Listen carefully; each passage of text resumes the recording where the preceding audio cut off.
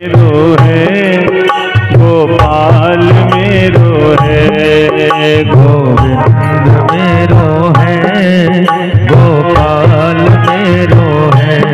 वृंदा विपिन बिहारी नंद लाल मेरो है, वृंदा विपिन बिहारी नंद लाल मेरो है। गोविंद मेरो है, गोपाल मेरो है, गोविंद मेरो है, गोपाल मेरो है। श्री राधे। सभी लोग मेरी मेरी ताली बजा के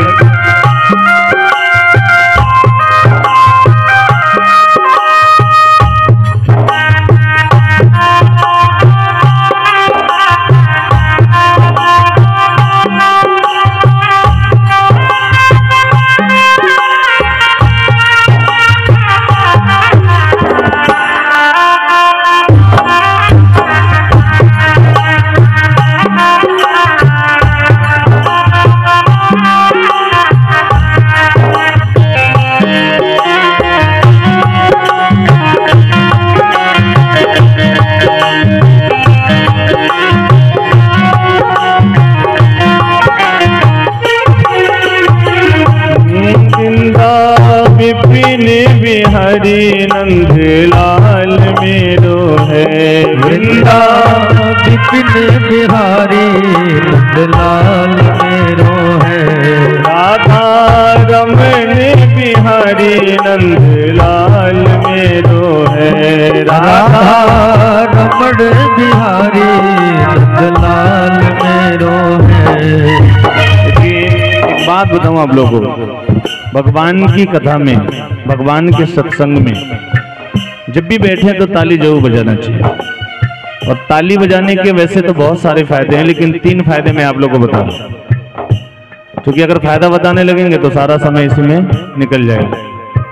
सबसे पहला फायदा तो ये होता है कि जब भी हम भगवान के सामने बैठ करके ताली बजाते हैं तो हमारे हाथों में जो खराब वाली रेखा है ना, वो समाप्त हो जाती है, हाथों में सुंदर रेखाओं का निर्माण होता है। लोग कहते हैं ना आपकी रेखा खराब हो गई है, आपका समय खराब चल रहा है, तो सुंदर रेखाओं का निर्माण होता है।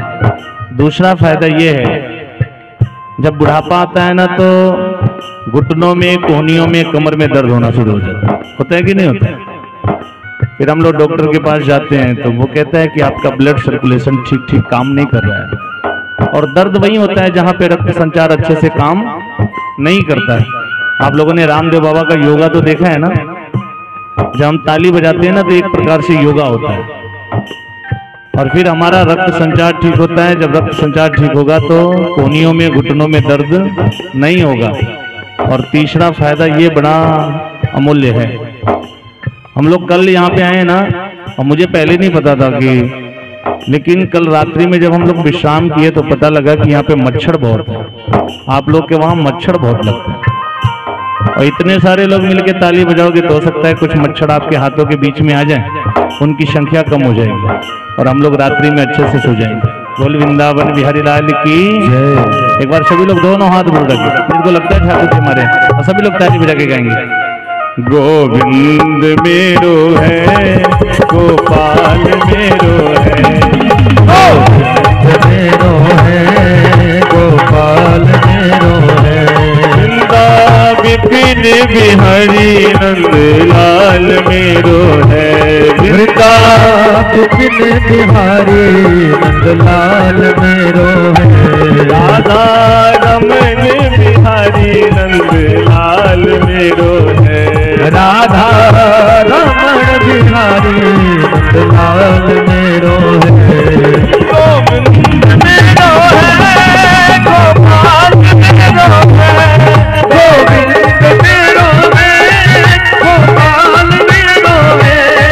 गोविंद मेरो है, गोपाल मेरो है, गोपाल मेरो है, गोपाल मेरो है, गोपाल मेरो है।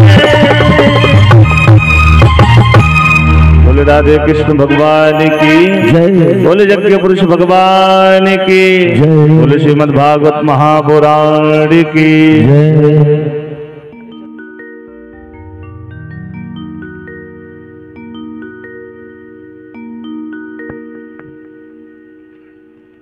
आइए सज्जनों, हम सभी लोग आज सीधे सीधे कथा के विषय वस्तु में प्रवेश करें।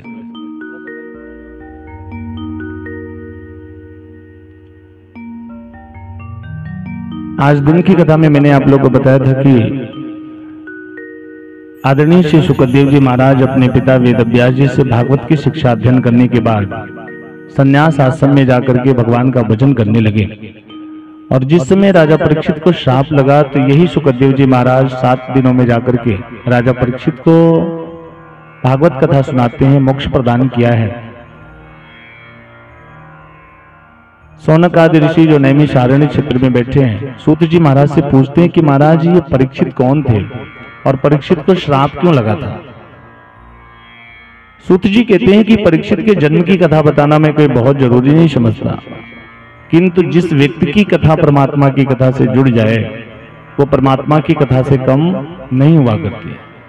और वास्तव में देखा जाए तो परीक्षित के जन्म से ही भागवत कथा का उदय होता है।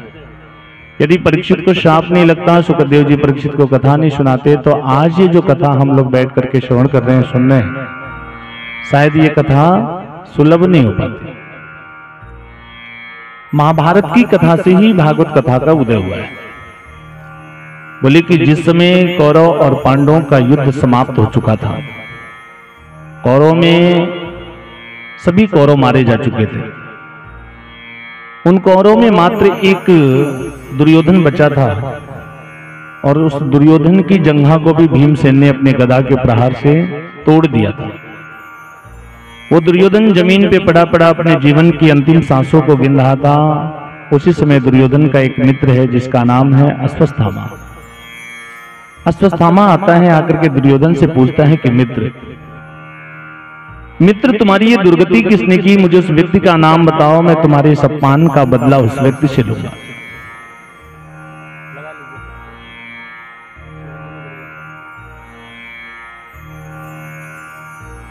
दुर्योधन जमीन पे पड़ा हुआ है, रुदन कर रहा है, रोते हुए अश्वत्थामा से कहता है कि मित्र, यदि 5 पांडवों में से तुमने एक भी पांडव का वध कर दिया ना, तो मैं समझूंगा इस संसार में तुमसे ज्यादा प्रिय मेरा दूसरा कोई नहीं। अश्वत्थामा ने कहा कि 5 पांडव की बात करते हो और उन 5 में से एक पांडव को मारने के लिए कह रहे हो। एक नहीं मित्र, समझ लो कि तुम्हारे 5 शत्रुओं का, 5 पांडवों का वध आज सुनिश्चित है, उन्हें कोई बचा नहीं सकता। दुर्योधन रुदन कर रहा है और रोते हुए कहता है कि जिन 5 पांडवों का 18 अक्षौहिणी सेना मिलकर के भी कुछ नहीं बिगाड़ पाई, उन 5 पांडवों को अकेले मारने की बात करते हो। अश्वत्थामा ने कहा कि मित्र, समझ लो कि तुम्हारे 5 शत्रुओं का वध आज सुनिश्चित है, उन्हें कोई बचा नहीं सकता। और इतना कहकर के अश्वत्थामा अपने हाथ में नंगी तलवार लेकर के मध्य रात्रि का समय 5 पांडवों का वध करने के लिए चलता है। इधर 5 पांडव अपने तंबू में दुपट्टा तान करके सो रहे हैं, उन्हें तो कोई चिंता ही नहीं है, लेकिन मेरा गोविंद उन 5 पांडवों की रखवाली कर रहा है। आप विचार करिए कि स्वयं परमात्मा जिसकी रक्षा कर रहा हो, उसका भला कोई क्या बिगाड़ सकता है। कहते न जाग को राखे शाइया, मार सके ना को, बाल न बाका कर सके जो जग बैरी हो। जागो राखे साइया, मार सके ना कोई। स्वयं भगवान जिसकी रक्षा कर रहा हो, भला उसे कौन मार सकता है। आज सोते हुए पांडवों के पास मेरा गोविंद पहुंचता है और जाकर के पांडवों से कहता है कि आप लोग यहां सहन कर रहे हो। पांडवों ने कहा कि गोविंद, आप जिसकी रक्षा कर रहे हो वो तो चैन से सोएगा। कन्हैया ने पांडवों से कहा कि यह स्थान उचित नहीं है, ये स्थान ठीक नहीं है, आप सभी के लिए इस स्थान का परित्याग कर दीजिए। 5 पांडवों को उठा करके मेरा गोविंद उस स्थान से दूसरे स्थान पे लेके चला गया। लेकिन द्रौपदी के 5 छोटे छोटे बालक, अबोध बालक, और वो 5 बालक, 5 शिशु उसी स्थान पे सो रहे थे। अश्वत्थामा पहुंचता है सज्जनों, और 5 पांडवों की जगह पे द्रौपदी की 5 अबोध बालकों का वध कर देता है। उनके सरों को काट करके अश्वत्थामा अपने हाथ में लेकर के अपनी झोली में रखता है और लेकर के अपने मित्र दुर्योधन के पास आता है और मित्र से कहता है कि मित्र, एक पांडव के लिए कह रहे थे ना, मैंने तुम्हारे 5 शत्रुओं का वध कर दिया। दुर्योधन को यकीन नहीं हो रहा है। दुर्योधन ने कहा कि मुझे विश्वास नहीं हो रहा है।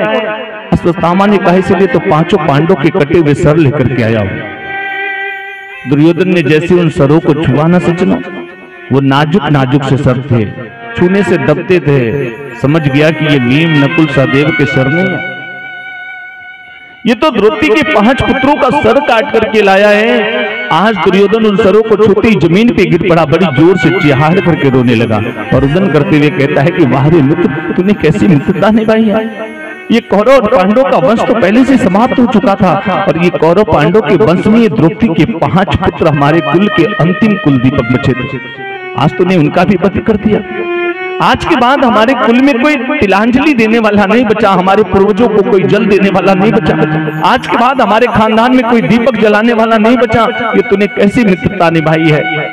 और इतना कहकर के दुर्योधन जमीन पे गिर पड़ा। सज्जनों, रोते रोते दुर्योधन ने अपने प्राणों का अंत कर दिया। इधर विचार करिए, प्रातः काल हुआ, जब सवेरा हुआ और द्रौपदी को यह संदेशा मिला कि आज उसके 5 पुत्रों का वध हो गया है। द्रौपदी को जब यह पता चला कि उसके 5 पुत्र अभी संसार में नहीं रहे, जिस मां के 5 पुत्रों का वध एक साथ हो जाए, क्या उस मां की ममता उसे रोने के लिए विवश नहीं करेगी। द्रौपदी आज कुरही की भांति रुदन कर रही है, पागलों की तरह दौड़ती हुई चिल्लाती हुई उस स्थान पे पहुंचती है जहां उसके 5 पुत्रों के धड़ रखे हैं। आज द्रौपदी अपने पुत्रों के धड़ों को अपने हृदय से लगा करके पागलों की तरह रुदन कर रही है, रुदन कर रही है। इस दृश्य को देखने के लिए लाखों नर नारी आज पूरी हस्तिनापुर में भीड़ लगी हुई है और जो कोई भी आता है सभी लोग यही कहते हैं कि अश्वत्थामा को ऐसा नहीं करना चाहिए। ऊंच निवास नीच करतूती, ऊंचे कुल में जन्म लेकर के ऐसा घृणित कार्य किया। अश्वत्थामा को ऐसा नहीं करना चाहिए। द्रौपदी के 5 पुत्रों ने भला उसका क्या बिगाड़ा था, उसने इनका वध क्यों किया। और द्रौपदी कुछ नहीं बोल रही, वो तो पागलों की तरह अपने पुत्रों के धड़ को अपने हृदय से लगा करके विलाप कर रही है, रुदन कर रही है। 5 पांडव वहां खड़े हैं लेकिन कोई कुछ बोल नहीं पा रहा है, समझ में नहीं आ रहा है कि क्या करना चाहिए। उसी समय अर्जुन आते हैं और द्रौपदी से कहते हैं कि देवी, मैं तुम्हारे मरे हुए पुत्रों को जीवित तो नहीं कर सकता, उन्हें जिंदा तो नहीं कर सकता, लेकिन ये गांडीवधारी अर्जुन आज ये प्रतिज्ञा करता है कि तुम्हारे पुत्रों का वध करने वाला अश्वत्थामा इस संसार में चाहे जहां कहीं भी हो, मैं उसे जीवित नहीं छोड़ूंगा। और इतना कहकर के अर्जुन अश्वत्थामा को मारने के लिए चलता है। सचिन, इधर अश्वत्थामा ने देखा कि अर्जुन मेरा वध कर देगा, तो अश्वत्थामा ने अपना ब्रह्मास्त्र अर्जुन के ऊपर चलाया है। और अर्जुन ने जब ब्रह्मास्त्र को अपनी तरफ आते हुए देखा, ब्रह्मास्त्र का ये नियम है कि ब्रह्मास्त्र यदि चलता है तो बिना अपने लक्ष्य का वेदन किए हुए वापस नहीं आता। अर्जुन भयभीत होकर के आकर के कन्हैया के चरणों में गिर करके प्रणाम करने लगा, रुदन करने लगा, गोविंद, हे केशव मेरी रक्षा करो, हे माधव मेरी रक्षा करो, ये ब्रह्मास्त्र मुझे जला करके राहत कर देगा। कन्हैया ने अर्जुन से कहा कि अर्जुन चिंता मत करो, कभी कभी विष की दवा विष हुआ करती है, लोहे को लोहे से काटा जाता है। यदि किसी व्यक्ति को कोई विषैला सर्प डस ले तो डॉक्टर उसको और भी ज्यादा विष वाला इंजेक्शन लगाता है। इसी प्रकार से तुम भी अपना ब्रह्मास्त्र चलाओ। अर्जुन ने भी अपना ब्रह्मास्त्र चलाया। इधर सज्जनों, वेदव्यास जी ने देखा कि यदि 2 ब्रह्मास्त्र आपस में टकरा गए ना तो पृथ्वी पे प्रलय हो जाएगा। पृथ्वी पे कुछ भी बचने वाला नहीं है, पृथ्वी पे प्रलय हो सकता है। वेदव्यास जी ने आकर के अर्जुन से कहा, अर्जुन ये तुम क्या कर रहे हो, अपना ब्रह्मास्त्र वापस करो, तुम्हें पता है ना ब्रह्मास्त्र यदि गया है तो अपने लक्ष्य का भेदन किए बगैर वापस नहीं आएगा। सज्जनों, अर्जुन ने अपना ब्रह्मास्त्र वापस कर दिया। वेदव्यास जी ने अश्वत्थामा से भी कहा कि अश्वत्थामा तुम भी अपना ब्रह्मास्त्र वापस करो। अश्वत्थामा को ब्रह्मास्त्र चलाना तो आता था सज्जनों, लेकिन वापस करना नहीं आता था। अश्वत्थामा ने अपने ब्रह्मास्त्र की दिशा मोड़ दी और उसके बाद अर्जुन पकड़ करके अश्वत्थामा के केस को पकड़ करके खींचते हुए लाता है, लाकर के द्रौपदी के सामने खड़ा कर दिया और द्रौपदी से कहता है कि देवी, तुम्हारे पुत्रों का वध करने वाला, तुम्हारे पुत्रों का हत्यारा तुम्हारी आंखों के सामने खड़ा है और हमारे राजनीति संविधान के अनुसार इसने 5 पुत्रों का वध किया है ना, इसलिए इसे 5 बार मृत्यु दंड मिलना चाहिए।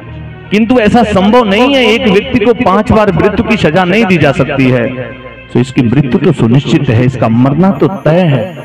तुम सिर्फ ये बताओ कि मैं इसको किस प्रकार से मारूं, इसके शरीर के टुकड़े टुकड़े करके जानवरों के सामने फेंक दूं, या इसे जलती हुई अग्नि में जिंदा ही जला दूं, या इसे जिंदा जमीन में दफन कर दूं, किस प्रकार से इसका वध करूं। द्रौपदी, आप विचार करिए कि मेरा गोविंद जिसको अपनी बहन मानता है, सखी और सखा का भाव है, क्या उस द्रौपदी के अंदर करुणा नहीं होगी, ममता नहीं होगी? द्रौपदी के सामने उसके पुत्रों के शव रखे हैं, वो रुदन कर रही है, रोते हुए कहती है कि अर्जुन मत मारो, इसे छोड़ दो, इसको मार देने से मेरे पुत्र जीवित तो नहीं हो जाएंगे ना, इसे मत मारो, क्या इसको मार देने से मेरे पुत्र वापस आ जाएंगे? और वैसे भी ये तुम्हारे गुरु का पुत्र है, और तुम्हारे गुरु ने जो विद्या अपने पुत्र को भी नहीं सिखाई ना, वो विद्या उसने तुमको सिखाया है। और ऐसे गुरु पुत्र को मार करके अपने गुरुदेव की दक्षिणा देना चाहते हो? अर्जुन, मैं एक मां हूं और एक मां की ममता को समझ सकती हूं। आज मेरे 5 पुत्रों का निधन हुआ है, मेरे 5 पुत्र मरे हैं, मैं अपने पुत्रों के लिए रुदन कर रही हूं, रो रही हूं। और ये अश्वत्थामा तो अपनी मां का इकलौता पुत्र है। जब इसकी मां को पता चलेगा कि इसका पुत्र इस संसार में नहीं रहा, तो क्या इसकी मां इसके लिए रुदन नहीं करेगी, रोएगी नहीं? और अर्जुन, यदि कभी तुम्हारी गुरु माता रोते हुए तुम्हारी आंखों के सामने आ गई, उस समय तुम अपनी गुरु मां को क्या जवाब दे पाओगे? अर्जुन, क्या अपनी आंखों के सामने अपनी गुरु माता को रोते हुए देख पाओगे तुम? अर्जुन निरुत्तर हो जाता है, कुछ बोल नहीं रहा है। अर्जुन के समझ में नहीं आ रहा है। एक तरफ ये बालकों का हत्यारा है, दूसरी तरफ मेरे गुरु का पुत्र है, और शास्त्र कहता है कि ब्राह्मण चाहे जैसा भी हो उसका वध नहीं करना चाहिए। तो गोस्वामी जी ने रामचरितमानस में लिखा है कि पूजहि विप्र शील गुणहीना। और इसी चौपाई को बहुत सारे लोग कहते हैं कि पूजहि विप्र सकल गुणहीना। सकल नहीं है, सकल और शील में अंतर है सज्जनों। सभी गुणों से हीन ब्राह्मण पूजनीय हो ही नहीं सकता है। ब्राह्मण के गुण बताए गए हैं, उन गुणों से युक्त ब्राह्मण ही पूजनीय होता है। पूजहि विप्र शील गुणहीना,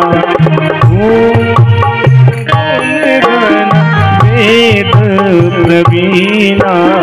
पूजहि विप्र शील गुणहीना, सूत्रण गुण गण वेद प्रवीणा। श्री राम जय राम जय जय राम, जय जय विघ्न हरण हनुमान। श्री राम जय जय राम, जय जय विघ्न हरण हनुमान।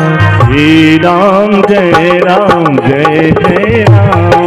जय जय विघ्न हरण हनुमान। श्री राम जय जय राम, जय जय विघ्न हरण हनुमान। श्री राम जय जय राम, जय जय विघ्न हरण हनुमान। श्री राम जय जय राम, जय जय विघ्न हरण हनुमान। जय जय विघ्न हरण हनुमान, जय जय विघ्न हरण हनुमान। बोले राजा रामचंद्र भगवान की जय। आज द्रौपदी कहती है कि इसे मत मारो, छोड़ दो, इसे मारने से मेरे पुत्र वापस जीवित तो नहीं हो जाएंगे ना। अर्जुन की समझ में नहीं आ रहा है सज्जनों। अर्जुन के सामने धर्म संकट की स्थिति है। एक तरफ बालकों का हत्यारा है, और कहते हैं कि बालक अबोध होते हैं, भगवान का स्वरूप होता है। बहुत सारे लोग होते हैं ना, छोटे बच्चों से प्रणाम करवाते हैं। हमारे पूर्वज लोग कहा करते थे कि बच्चों के अंदर भगवान विराजमान रहते हैं।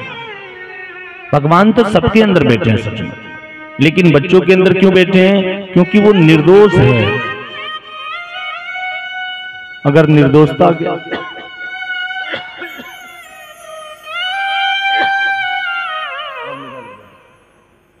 नहीं ठीक है, रहने दीजिए, रहने दीजिए, रहने दीजिए भैया, ठीक है रमेश भैया। बोले कि बालक से निर्दोषता की शिक्षा ग्रहण की जा सकती है। आपके घर में छोटा बालक है ना, देखिए हमारे जजमान जी के यहाँ कितना सुंदर नाती है। इसको कोई मतलब नहीं है कि हमारे घर में क्या हो रहा है, कितनी जिम्मेदारियां हैं, कौन परेशान है। चॉकलेट दे दीजिए तो खुश हो जाएगा, कोई जोर से डांट देगा, थप्पड़ मार देगा तो रोने लगेगा। उसको कुछ नहीं पता है कौन अपना है कौन पराया है। कोई भी प्यार से अगर उसको कुछ ऐसी चीज दे दिया तो वो उसके साथ ही चल देगा। और ऐसे बालक को यदि कोई मारे तो वो कितना बड़ा अपराधी होता है। अर्जुन की समझ में नहीं आ रहा है सज्जनों की अर्जुन क्या करें। मेरा कन्हैया भी उस सभा में बिल्कुल शांत चित्त खड़ा है। तब अर्जुन गोविंद के चरणों में जाकर के भगवान से प्रार्थना करता है कि गोविंद, हे प्रभु मेरा मार्गदर्शन करिए, मेरे समझ में नहीं आ रहा है, मैं क्या करूं, मुझे क्या करना चाहिए। मेरे गोविंद ने बड़ा सुंदर जवाब दिया।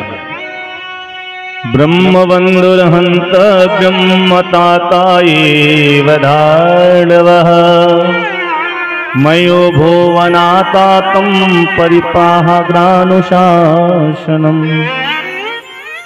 ब्रह्मबंधुर्हन्तव्यं मताताएव धार्णवः। महाराज, ब्राह्मण चाहे जैसा भी हो उसका वध नहीं करना चाहिए, लेकिन यदि कोई बालकों का हत्यारा है तो उसे छोड़ना भी नहीं चाहिए। हे अर्जुन, एक काम करो, इसे मारो भी मत और इसको छोड़ो भी मत। भीमसेन ने ताली बजाते हुए कहा, वाह रे न्यायाधीश, तुम्हारे जैसे 2-4 न्यायाधीश और हो जाएं तो समाज का कल्याण हो जाए। इसे मारो भी मत, इसे छोड़ो भी मत, तो क्या करें इसका? किसी की भी समझ में नहीं आ रहा है।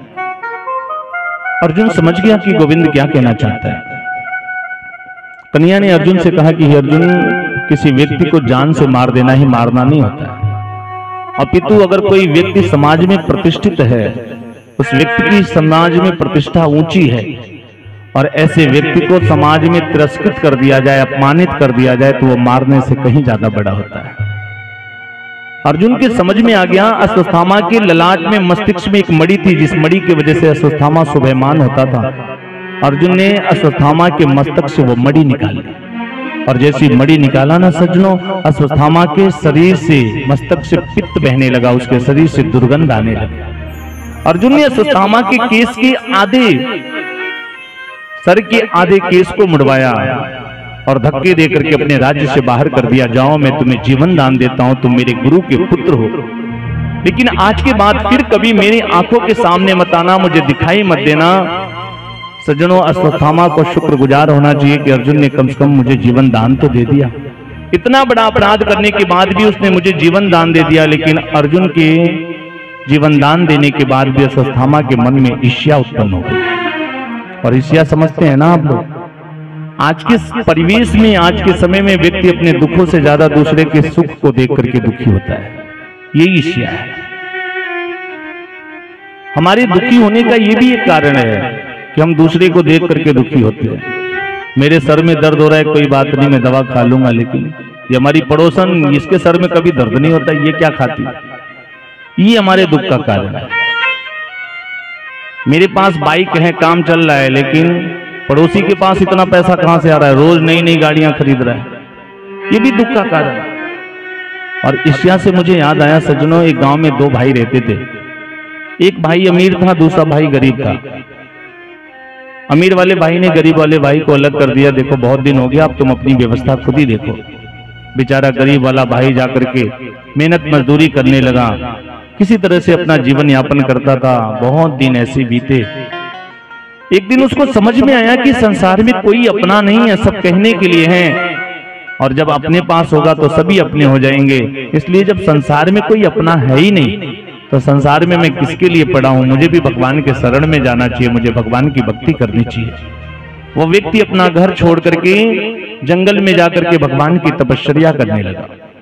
कई वर्षों तक तपस्या करता रहा। एक दिन उसकी तपस्या से प्रसन्न होकर के भगवान भोलेनाथ ने उसको दर्शन दिया। भोलेनाथ ने कहा कि मैं तुम्हारी तपस्या से बड़ा प्रसन्न हूं, मुझसे वरदान मांग लो, क्या चाहिए आपको? सज्जनों, वो कलयुगी वक्त था। उसने सोचा एक वरदान आज ही मांग लूंगा, आज ही खत्म हो जाएगा, कुछ ऐसा मांगू कि पूरे जीवन काम आए। उसने भगवान से कहा कि प्रभु यदि देना चाहते हो ना तो यही वरदान दे दो कि मैं जिस भी वस्तु की इच्छा कामना करूं अपने मन में, जब भी कुछ सोचूं कि मुझे ये वस्तु चाहिए, वो वस्तु मुझे तुरंत प्राप्त हो जाए। भगवान तो सबके मन की बात जानते हैं ना। भगवान समझ गए कि ये कलयुगी भगत है। भगवान ने कहा मिल तो जाएगा, लेकिन मेरी भी एक शर्त है। बोले क्या? जितना तुमको मिलेगा ना उसके दुगना तुम्हारे पड़ोसी को मिल जाएगा। भक्त ने सोचा मिल जाए तो कोई बात नहीं, मेरा तो काम चली जाएगा, मेरे घर से क्या जा रहा है। भगवान ने कहा तथास्तु। अपने घर आया, घर आकर के भगवान को याद करने लगा। ठाकुर जी, भगवान ने कहा बताओ क्या इच्छा है तुम्हारी? बोला महाराज सबसे पहले तो इच्छा यह है कि मेरे पास रहने के लिए घर नहीं है। सो घर नहीं मांग रहा है भगवान से कि 2-4 कमरे का घर बना दो। बोला कि घर नहीं है मेरे पास रहने के लिए, और आपने कहा है, मुझे वरदान दिया है कि जो भी मैं मन में इच्छा करूंगा मुझे मिल जाएगा, इसलिए मुझे एक सुंदर सा महल बना करके दे दीजिए। ठाकुर जी ने कहा तथास्तु। इसके एक महल बन गए और इसके भाई के 2-2 महल बन करके तैयार हो गए। बोला महल तो हो गया, लेकिन न गृहम गृहाणी गृहम उच्चते, घर को घर नहीं कहते सच। जिस घर में खूब बड़ा सा महल हो आपके पास और महल में रहने वाली रानी ना हो तो वो महल कैसा लगेगा? बोले तो घर की शोभा तो स्त्री से है ना, गृहिणी भी तो होनी चाहिए घर में। अगले दिन फिर भगवान को याद करने लगा। ठाकुर जी, भगवान ने कहा क्या घटा है? बोले कि महाराज घर तो महल तो बन गया, लेकिन महल में रहने वाली रानी भी तो होनी चाहिए। ऐसी कृपा करो कि कल खूब सुंदर सी कन्या मेरे वहां बहू बन करके आ जाए। ठाकुर जी ने कहा तथास्तु। इसके घर में एक कन्या 4 कहां डोली में बिठा करके खूब सुंदर सी कन्या ला करके पहुंचा दिया, महाराज आपकी बहू है। और भाई के वहां 2-2 डोली एक ही दिन आ रही है, 2-2 बहू एक साथ पहुंच गई। बोला महाराज शास्त्र कहता है कि जत्र पूजनते नारी तत्र रम्यते देवता। जिस घर में स्त्रियों का सम्मान नहीं होता है ना, उस घर में कभी देवताओं का वास नहीं हो सकता।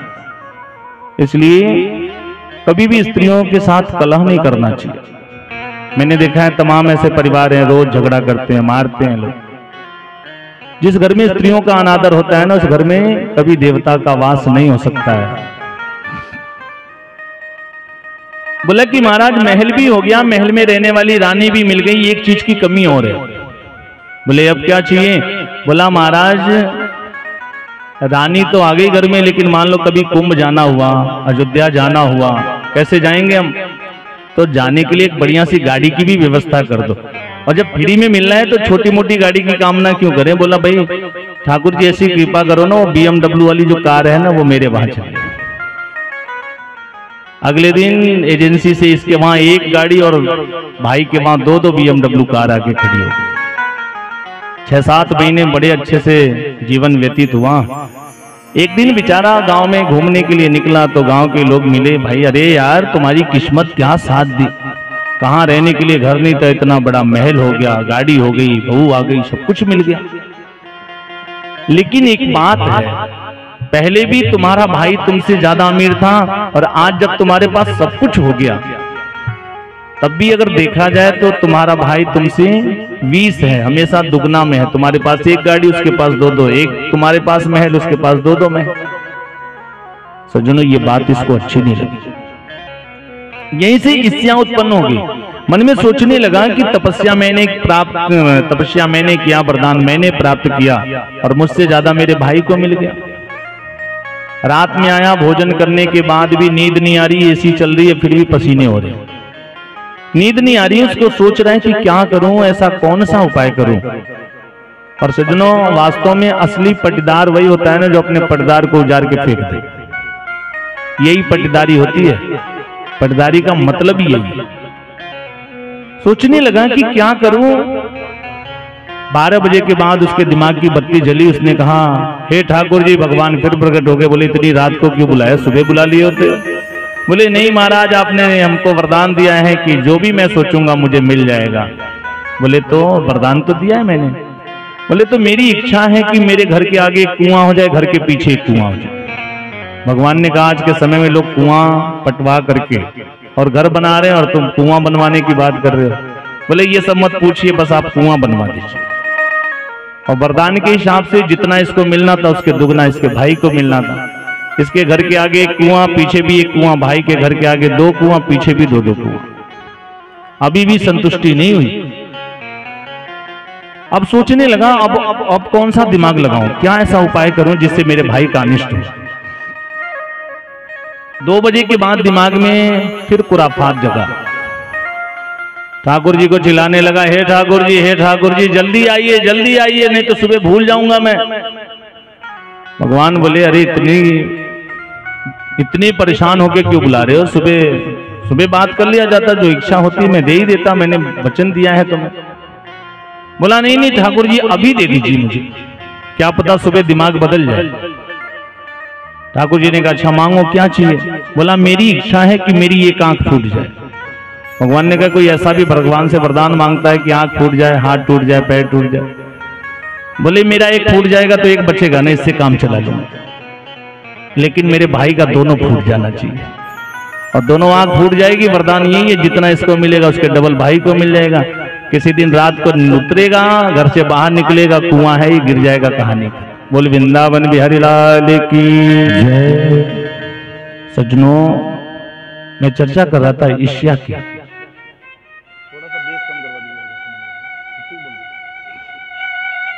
बोले कि महाराज अश्वत्थामा को अर्जुन का शुक्रगुजार होना चाहिए कि अर्जुन ने कम से कम मुझे जीवन दान तो दे दिया। किंतु अश्वत्थामा के मन में ईर्ष्या उत्पन्न हो गई। अश्वत्थामा ने सोचा कि मैंने कौरव और पांडव के वंश में द्रौपदी के 5 पुत्र का वध तो कर ही दिया है, और ये पांडव तो अब मर ही जाएंगे, इनका तो समय हो ही रहा है। तो आज के बाद मैं कौरव और पांडव के वंश का समूल नष्ट कर दूंगा। आज के बाद इनके वंश में कोई दीपक जलाने वाला नहीं बचेगा। ऐसा विचार करके सोचने लगा कि मैंने सुना था जब महाभारत का युद्ध चल रहा था उस समय उत्तरा की, अभिमन्यु की पत्नी उत्तरा के गर्भ में एक बालक पल रहा था, और वो बालक ही कुल का अंतिम कुल दीपक है। यदि उस बालक का भी वध हो जाए तो कौरव और पांडव का वंश का समूल नष्ट हो जाए। और ऐसा सोच करके उसने अपना ब्रह्मास्त्र उत्तरा के गर्भ की तरफ मोड़ दिया। इधर उत्तरा ने जब ब्रह्मास्त्र को आते हुए देखा ना, तो वो भी दौड़ करके भगवान श्री कृष्ण के पास गई और जाकर के कहती है कि पाहि पाहि महायोगिन्य देव देव जगतपते नान्यम तद भयम यत्र यत्र मृत्यु परस्परम।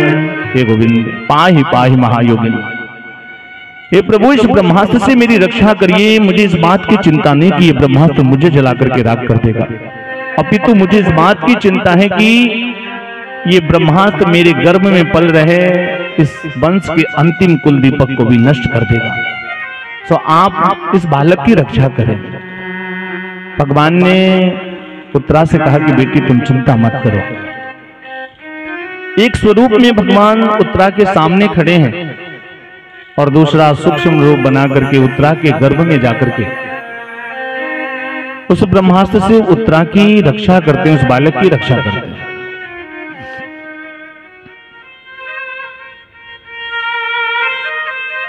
आज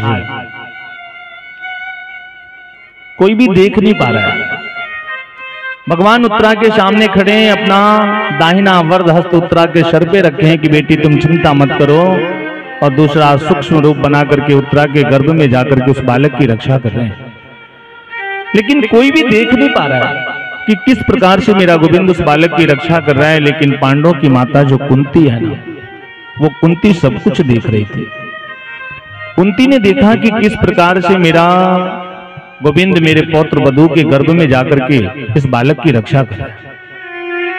सज्जनों कभी कभी क्या होता है ना कि भक्त के भगवान के सामने भक्त की कोई चालाकी नहीं चलती है, उसी प्रकार से भक्त के सामने भी भगवान की कोई चालाकी नहीं चलती है। सज्जनों हम लोग भगवान से भी चालाकी करते हैं कि नहीं करते हैं? ठाकुर जी की आरती होती है ना, तो सभी लोग खूब ताली बजा बजा के गाते हैं, तन मन धन प्रभु सब कुछ है तेरा, तेरा तुझको अर्पण प्रभु जी का, प्रभु को समर्पण क्या लागे मेरा। कहते हैं कि नहीं कहते हैं, प्रभु सब कुछ आपका दिया हुआ है, तन मन धन, और आपकी दी हुई वस्तु मैं आपको समर्पित कर रहा हूं, मेरा क्या जा रहा है। लेकिन जब भगवान को देने की बारी आती है, अपने लिए तो खूब बढ़िया जाएंगे शोरूम में, बढ़िया वाला कपड़ा खरीदेंगे, और कहीं अगर पंडित जी ने कह दिया कि ठाकुर जी को वस्त्र चढ़ाना है, तो ले रक्षा सूत्र रखा है बगल में, तोड़ा और चढ़ा दिया। वस्त्रम अभावेण रक्षा सूत्रम समर्प्य। और भगवान भी कहते बेटा इस बार तो गलती हो गई हमसे, लेकिन अगली बार यही रक्षा सूत्र तुझे लंगोट मारने के काम है। और कभी कभी कुछ लोग थोड़ा सा दिलेरी दिखाते हैं, कहते हैं चलो वस्त्र ही तो देना है, चढ़ा देते हैं। दुकान पे जाएंगे तो कहेंगे भैया कपड़ा चाहिए मुझे, तो दुकान वाले भी बड़े चालाक होते हैं, वो पूछते हैं भैया किस काम में यूज करना है, घर में अपने यूज करना है, किसी को देना लेना है। और कहीं आपने अगर गलती से ये कह दिया कि भगवान जी को चढ़ाना है, तो कहेगा छोटुआ वो वाला बंडल उतारो, भगवान जी वाला वो अलग ही कैटेगरी का होता है। श्री राधे। सो महाराज मुझे याद आया, एक बार एक सेठ जी थे,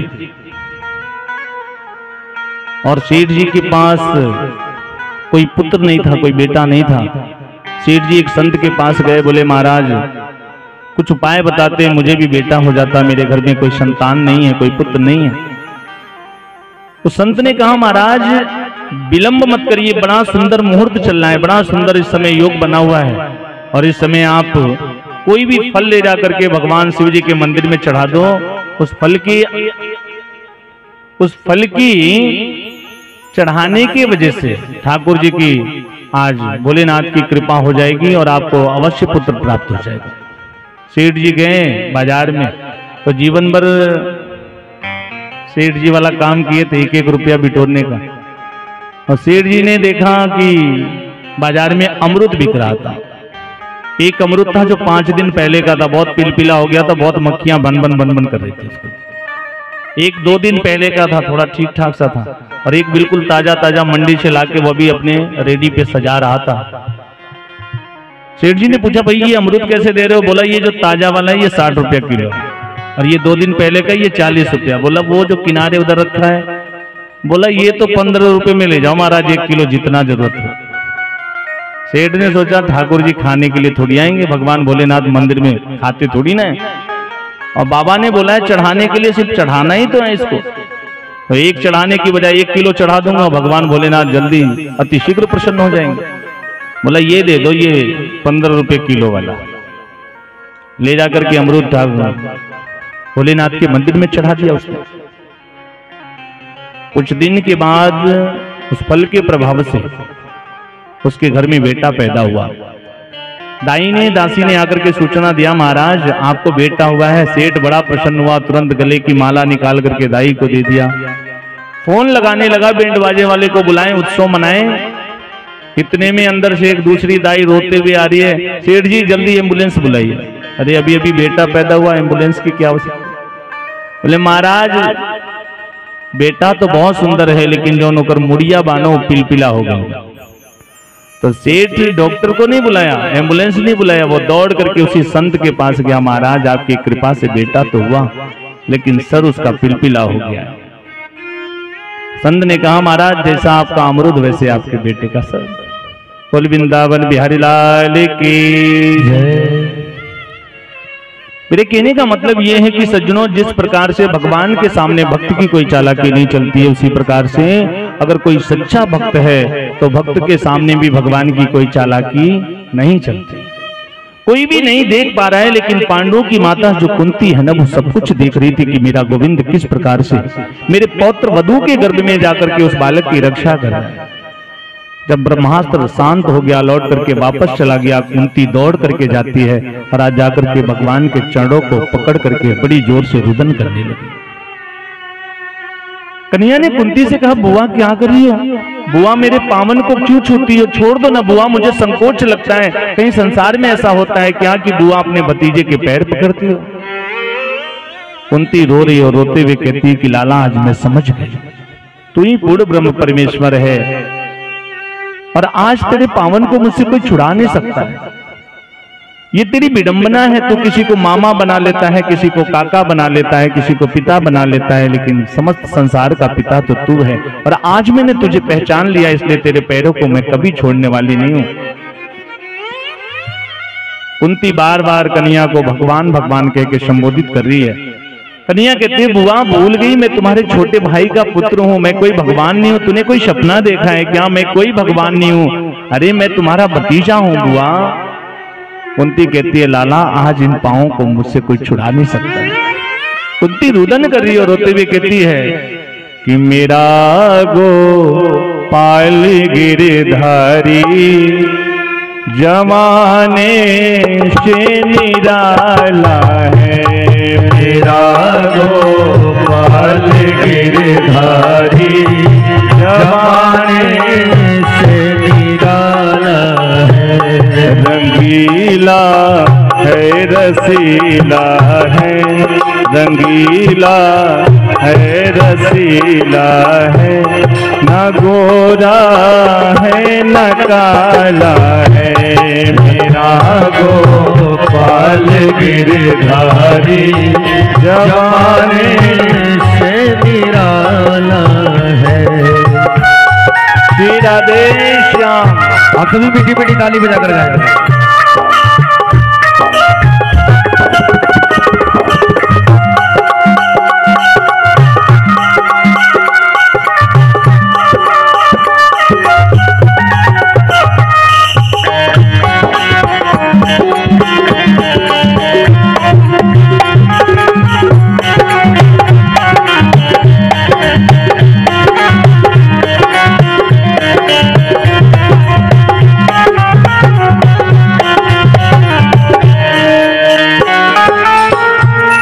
कभी सपनों में आ जाए, कभी रूपों से हो जाए।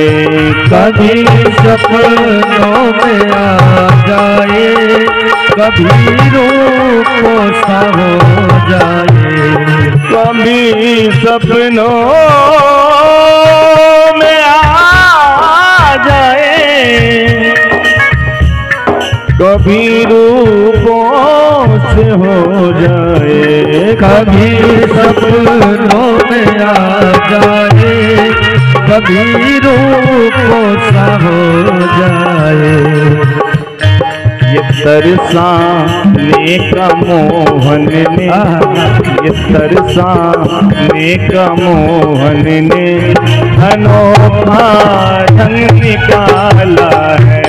ये तरसाने का मोहन ने अनोखा ढंग डाला है। तेरा गोपाल गिरधारी जमाने से निराला है। हरि बोल। सभी को मेरी मेरी ताली बजा के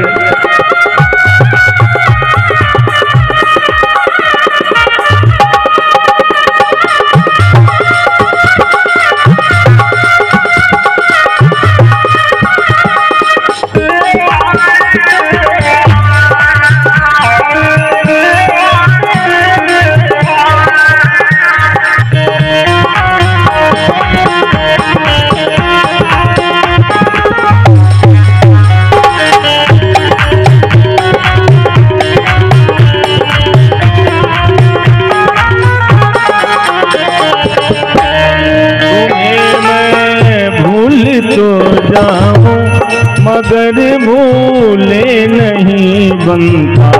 तुम्हें मैं भूल तो जाऊं, मगर भूल नहीं बनता।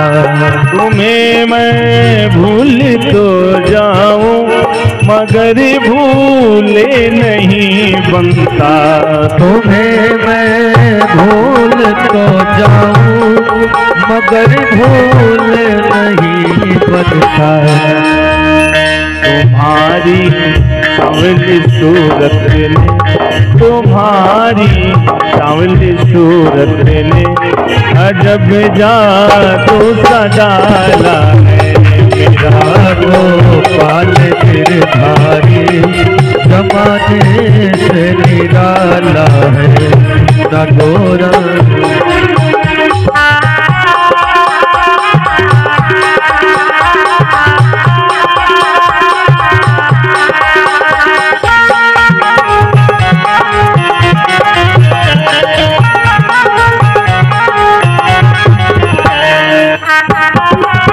भगवान के बिहारी लाल की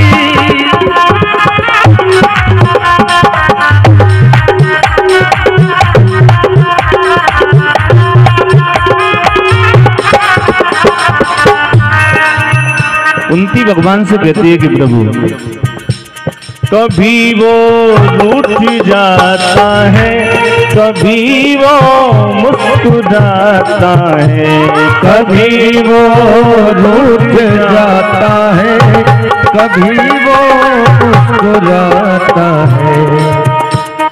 इसी दर्शन के खातिर तो, इसी दर्शन के खातिर तो बड़े नाजों से पाला है मेरा गोपाल गिरधारी जमाने से निराला है।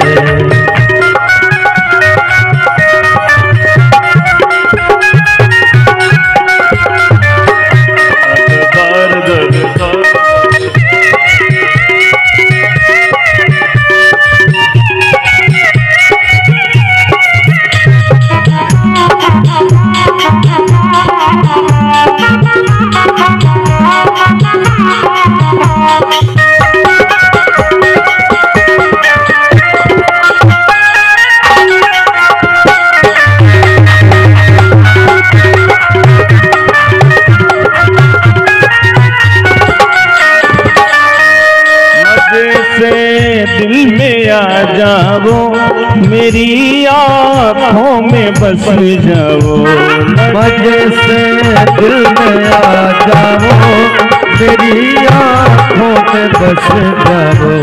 मजे से दिल में आ जाओ, मेरी आँखों में बस जाओ, मजे से दिल में आ जाओ, मेरी आँखों में बस जाओ। अरे गोपाल मंदिर ये, अरे गोपाल मंदिर ये तुम्हारा देखा भाला है। अरे गोपाल गिरधारी जमाने से निराला है,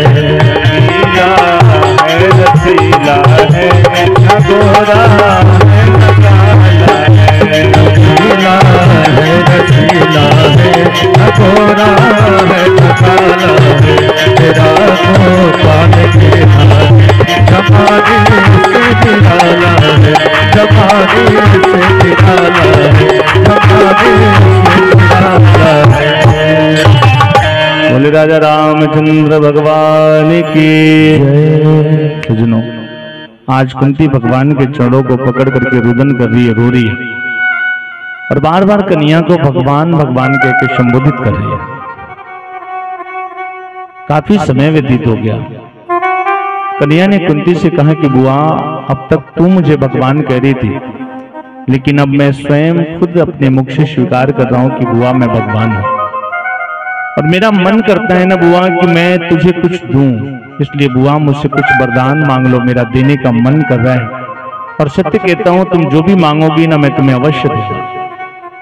बुआ, तुम्हें मांगने में देरी हो सकती है, लेकिन मेरे देने में देरी नहीं होगी। मांग करके तो देखो, आज मैं तुम्हें अवश्य दूंगा, तुम जो भी मांगोगी मैं तुम्हें दूंगा।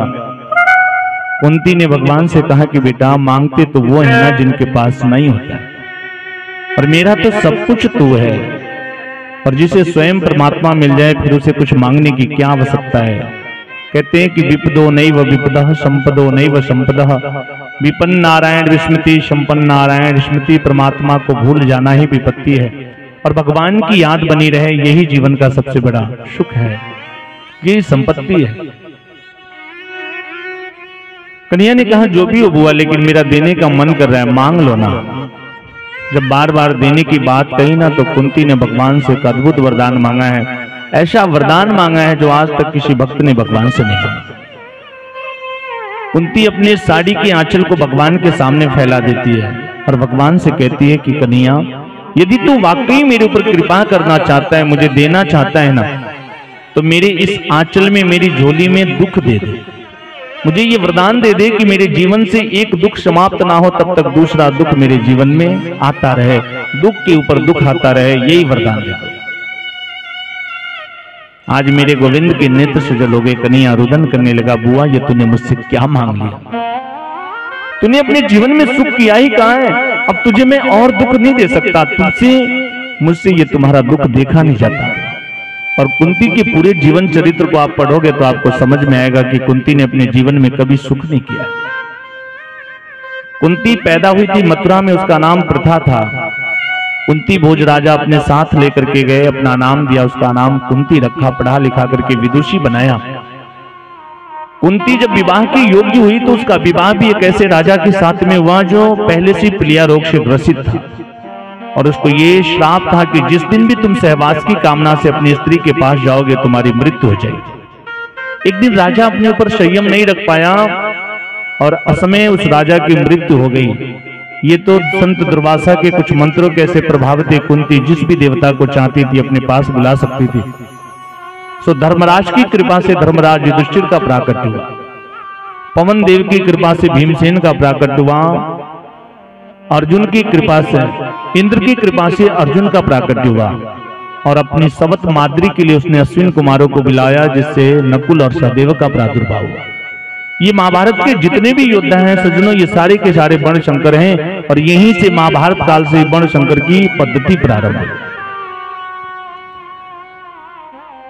कन्हैया ने कहा कि बुआ, आज जब तेरे पांचों पुत्र भारत के सम्राट बन गए, राजा बन गए हैं, और आज तेरा सुख करने का समय आया, तो आज भी तू मुझसे दुख मांग रही है।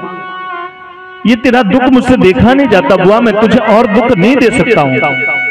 कुंती ने कहा कि लाला, यदि दुख नहीं दे सकते ना, तो एक काम करो, ये जो स्नेह का बंधन है, मैं, मेरा मकान, मेरा परिवार, मेरा, इस बंधन को ही समाप्त कर दो। और आज कुंती भगवान के चरणों को पकड़ करके इतना रुदन कर रही कि रोते रोते कुंती ने अपने प्राणों का अंत कर दिया है। उसकी मृत्यु के बाद पांचों पांडव बड़े दुखी हुए। पूरी रात बैठ करके मेरे गोविंद ने धर्मराज युधिष्ठिर को वही उपदेश किया जो गीता का उपदेश उन्होंने अर्जुन को सुनाया था। लेकिन युधिष्ठिर के समझ में कुछ नहीं आया, क्योंकि बताने वाले के प्रति सुनने वाले के मन में जब तक गुरु भाव नहीं होगा, उसकी बातें उसके समझ में नहीं आएंगी। और पांडव भगवान को अपना गुरु नहीं बल्कि भ्राता समझते थे, भाई मानते थे। कन्हैया ने सोचा कि जो बात मैं इनको बता रहा हूं इनके समझ में नहीं आ रहा है, अगर यही बात मैं इन पांडवों को पितामह के मुख से उपदेश कराऊं तो हो सकता है कि पांडवों के समझ में आ जाए। आज मेरा गोविंद पांचों पांडवों को साथ में द्रौपदी को लेकर के पितामह के पास जा रहा है।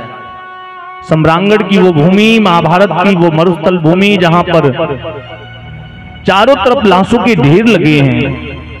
54 दिन हो गया है और 54 दिनों से पितामह बाणों की शैया पर लेटा हुआ है।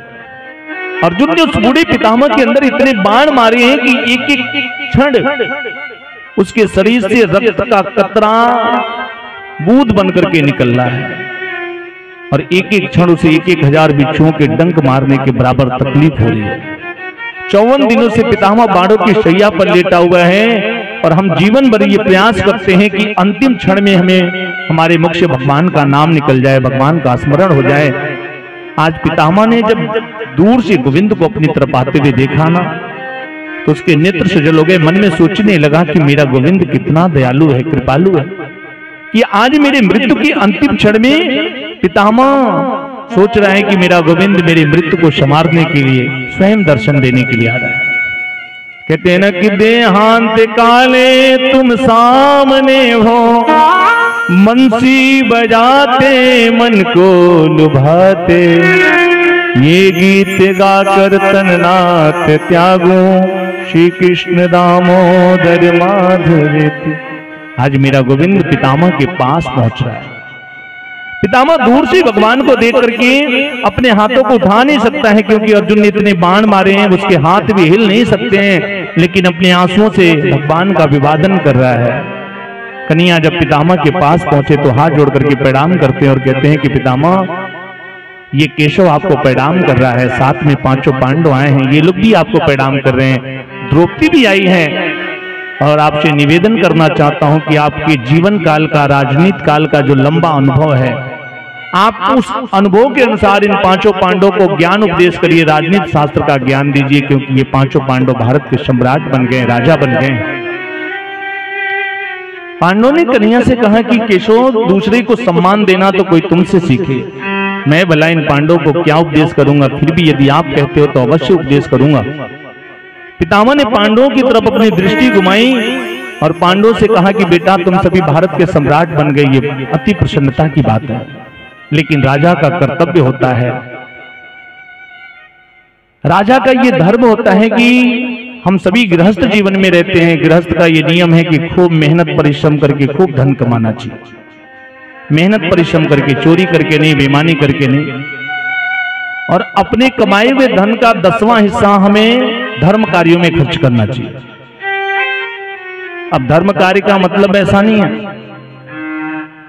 आपके बगल में कोई ऐसी लड़की है, कोई कन्या है जिसके विवाह में धन की वजह से दिक्कत आ रही है, और भगवान ने हमको उस लायक बनाया है, उस योग्य बनाया है, तो हम थोड़ा सहयोग कर दें, उसका विवाह हो जाए, ये धर्म कार्य है। आप कहीं जलाशय बनाइए, कहीं मंदिर बनवाइए, कहीं हॉस्पिटल बनवाइए, धर्मार्थ करिए। हम सोचेंगे कि हमने इतना मेहनत परिश्रम करके धन कमाया है और महाराज जी कह रहे हैं कि धर्म करो, खर्च करो उसका 10वां हिस्सा। क्यों खर्च करे भाई, मेरा मन नहीं करता है, नहीं करूंगा मैं। सो सज्जनों, मैं आपको बताऊं, धन की 3 गतियां हैं। धन की 3 गति है, दान, भोग और तीसरा विनाश। अगर परमात्मा ने दिया है तो आप दान करिए, दान करने का मन नहीं करता है तो उस धन का उपयोग करिए, भोग करिए, अच्छा मकान बनाइए, बच्चों को अच्छी शिक्षा दीजिए, बढ़िया गाड़ी खरीदिए। और दान भी नहीं करोगे, भोग भी नहीं करोगे, तो तीसरी जो गति है ना, ये आपको करने की आवश्यकता नहीं पड़ेगी। आपके कुल में कोई ऐसा उत्पन्न होगा जो वो अपने आप सारा धन नष्ट कर दे, या कुछ नहीं हुआ तो कुछ ऐसा फिर से कोई मोदी जैसा शासक आएगा, फिर नोटबंदी होगी और 500 के 1000 के नोट सब पानी में देने लगेंगे। बोल वृंदावन बिहारी लाल की जय। राजधर्मान दान धर्मान मोक्ष धर्मान विभागशः। कहते हैं कि ये शरीर पवित्र होता है सेवा करने से, धन पवित्र होता है दान करने से, और मन पवित्र होता है भगवान का भजन करने से। आप विचार करिए कि पहले के जमाने में कुआं हुआ करता था ना, और एक गांव में एक कुआं होता था, उस कुएं के पानी से पूरे गांव के लोग नहाते भी थे, भोजन भी बनाते थे, पीते भी थे। अगर गांव में 50 घर हैं और एक एक बाल्टी पानी निकाला तो 50 बाल्टी पानी कम हो गया। तो इस हिसाब से महीने में 1500 बाल्टी हुआ ना, 1500 बाल्टी पानी कम होना चाहिए, लेकिन कुएं का पानी कम नहीं होता है। और उसी कुएं के पास आप साल भर जाइए ही मत, पानी मत निकालिए। उस हिसाब से 1500 के हिसाब से साल भर में उतना पानी स्टोर होना चाहिए उसमें, लेकिन स्टोर नहीं होता है। बल्कि आप 1 वर्ष के बाद जब दोबारा उस कुएं के पास जाओगे ना, तो वो जल पीने योग्य नहीं रहेगा, उसमें से दुर्गंध आने लगेगी, उसमें विकृति पैदा हो जाएगी, दोष उत्पन्न हो जाएगा। उसी प्रकार से हम केवल धन को जब संचय करेंगे, इकट्ठा करेंगे, तो सज्जनों उस धन में भी विकृति पैदा हो जाएगी, दोष उत्पन्न हो जाएगा।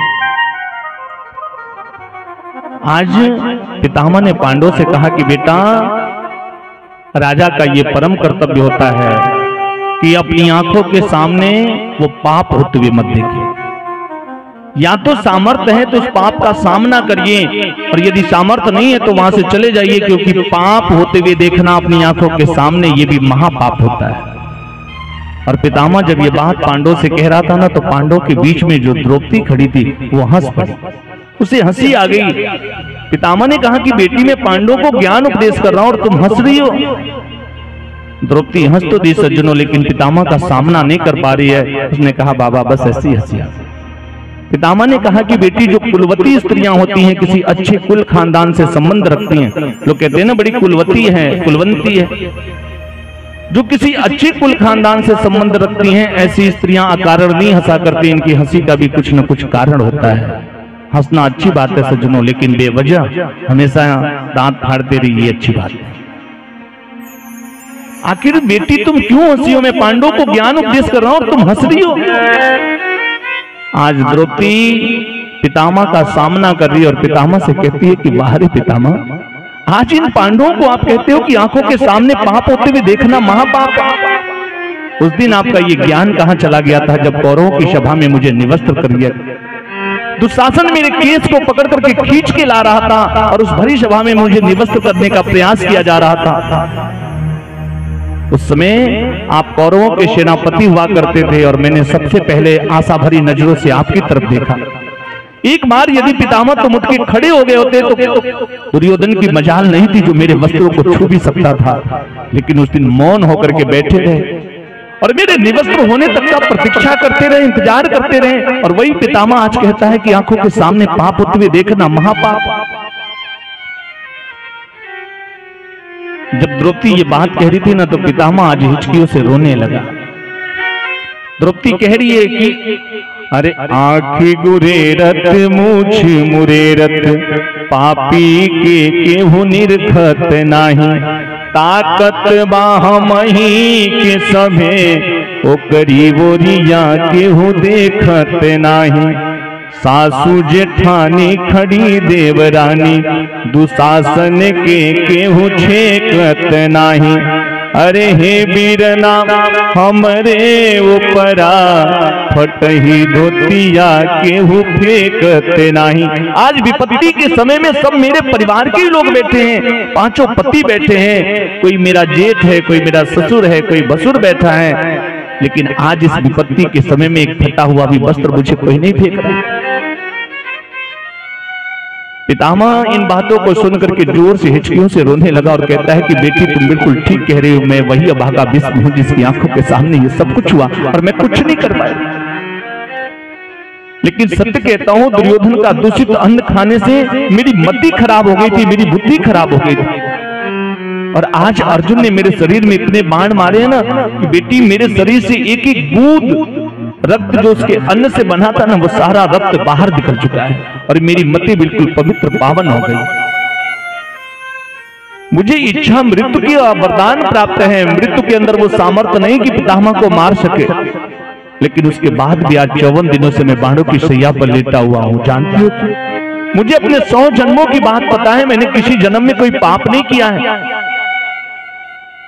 सिर्फ इतना ही पाप हुआ है मुझसे कि मैंने अपनी आंखों के सामने पाप होते हुए देखा है और उस पाप का परिणाम है कि मुझे आज बाणों की शैया पर लेटना पड़ा है। और सज्जनों, पितामह रो रहा है और मेरा गोविंद वहीं खड़े होकर के मुस्कुरा रहा है।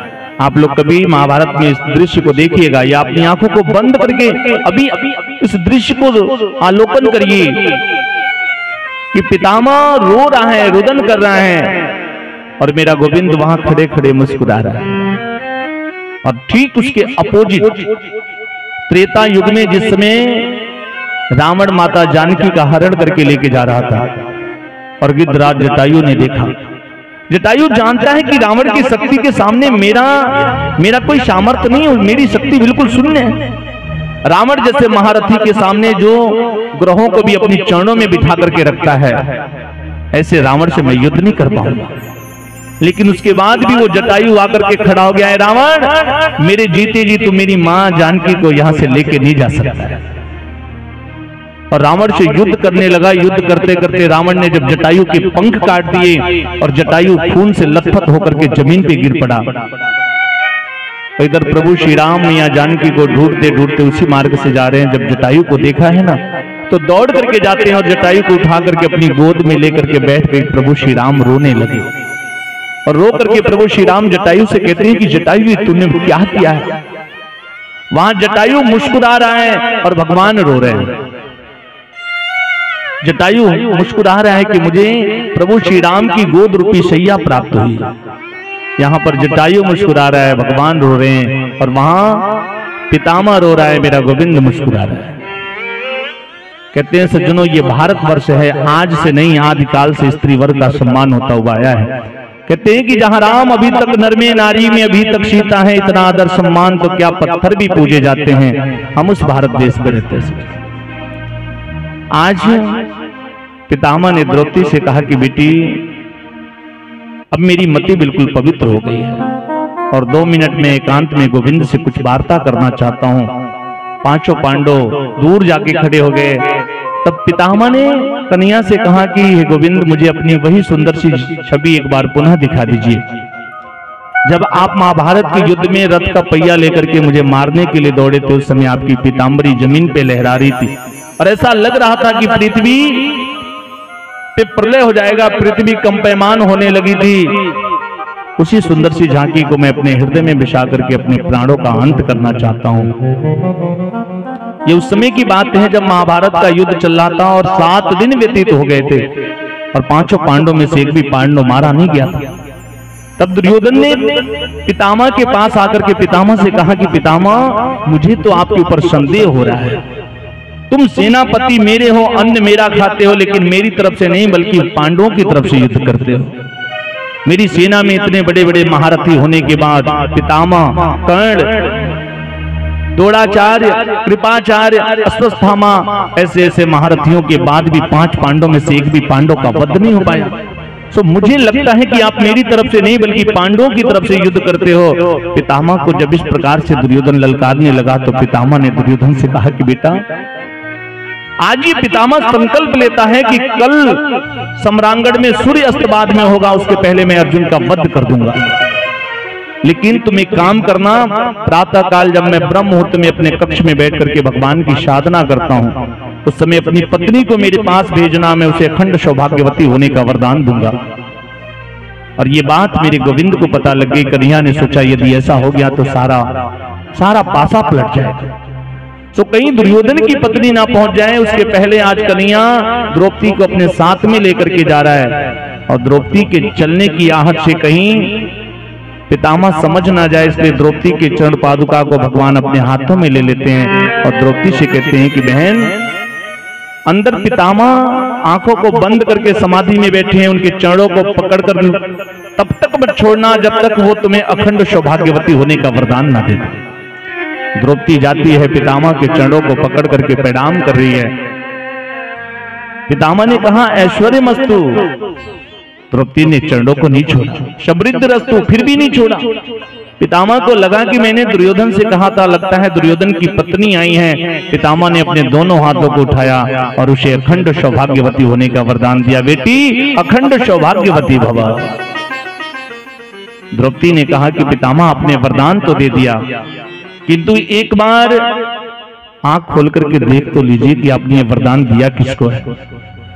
और पितामह ने जैसे ही अपनी नेत्रों को खोला है ना, सामने द्रौपदी को देखा, उसके पैरों से जमीन खिसक गई। पितामह कहता है कि बेटी तुझे यहां तक लाने वाला वो छलिया कहां है, कौन लेकर के आया तुझे यहां तक। और इतने में मेरा गोविंद पितामह की कक्ष में प्रवेश करता है। आज पितामह ने भगवान की तरफ देखा और भगवान से कहा कि गोविंद आपने ठीक नहीं किया, आपने मेरे साथ उचित नहीं किया है। अगर मैं अपने वरदान की रक्षा करता हूं तो मेरी प्रतिज्ञा झूठी हो जाएगी, और यदि अपने प्रतिज्ञा की रक्षा करता हूं तो मेरा वरदान झूठा हो जाएगा। ये आपने मेरे साथ बिल्कुल अच्छा नहीं किया केशव, लेकिन यदि मेरी बात झूठी हो जाएगी, मैं झूठा हो गया दुनिया वालों के सामने, तो आज पितामह ने उसी समय अपनी दोनों भुजाओं को उठा करके एक और संकल्प लिया है। ये गोविंद, अगर मैं झूठा हो गया ना तो मैं भी तुम्हें पूरी दुनिया वालों के सामने झूठा साबित कर दूंगा। और पितामह ने कहा कि आज जो हरि शस्त्र न कहामो, तोला जो गंगा जननी को मैं शांतनु सुत ना कहा। आपने भी महाभारत के प्रारंभ में यह वचन दिया था कि एक तरफ से मेरी 18 अक्षौहिणी सेना युद्ध करेगी और दूसरी तरफ मैं अकेला, और पूरे सम्रांगण में कहीं शस्त्र नहीं उठाऊंगा। लेकिन कल सम्रांगण में यदि मैंने आपसे शस्त्र नहीं उठवाया तो मैं अपने माता पिता का पुत्र नहीं। और अगले दिन पितामह का और अर्जुन का रथ बिल्कुल आमने सामने। आज वो बूढ़ा पितामह अर्जुन के ऊपर इतने बाणों की बारिश कर रहा है कि अर्जुन के समझ में नहीं आ रहा है कि क्या करे। देखते देखते अर्जुन का मुकुट भी नीचे गिर गया, बाजू बंद खुल करके गिर गए, रथ का पहिया भी टूट गया, अर्जुन रथ से नीचे गिर पड़ा। कन्हैया ने देखा कि आज पितामह अर्जुन का वध किए बगैर मानेगा नहीं, और जैसे ही उसको लगा कि अर्जुन के प्राण संकट में हैं, मेरा गोविंद अपनी सारी प्रतिज्ञाओं को भूल गया और तुरंत उस रथ के पहिए को लेकर के पितामह को मारने के लिए दौड़ा।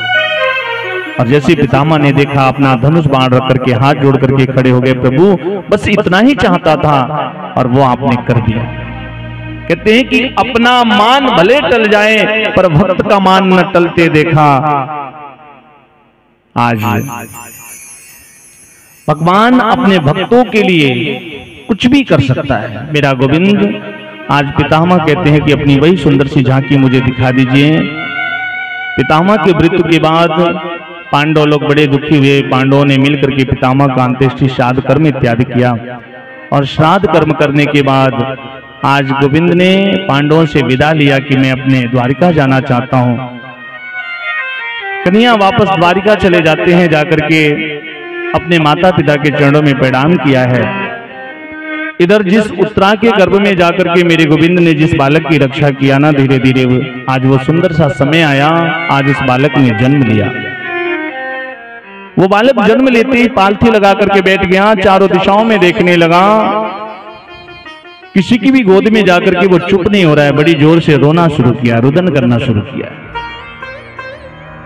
बड़े बड़े लोगों को जब पता चला तो सभी ऋषि लोग वहां पहुंचे हैं, जाकर के उस बालक को आशीर्वाद दे रहे हैं, लेकिन वो बालक किसी की भी गोद में जाके चुप नहीं हो रहा है, बल्कि अपना सर घुमा घुमा करके देख रहा है कि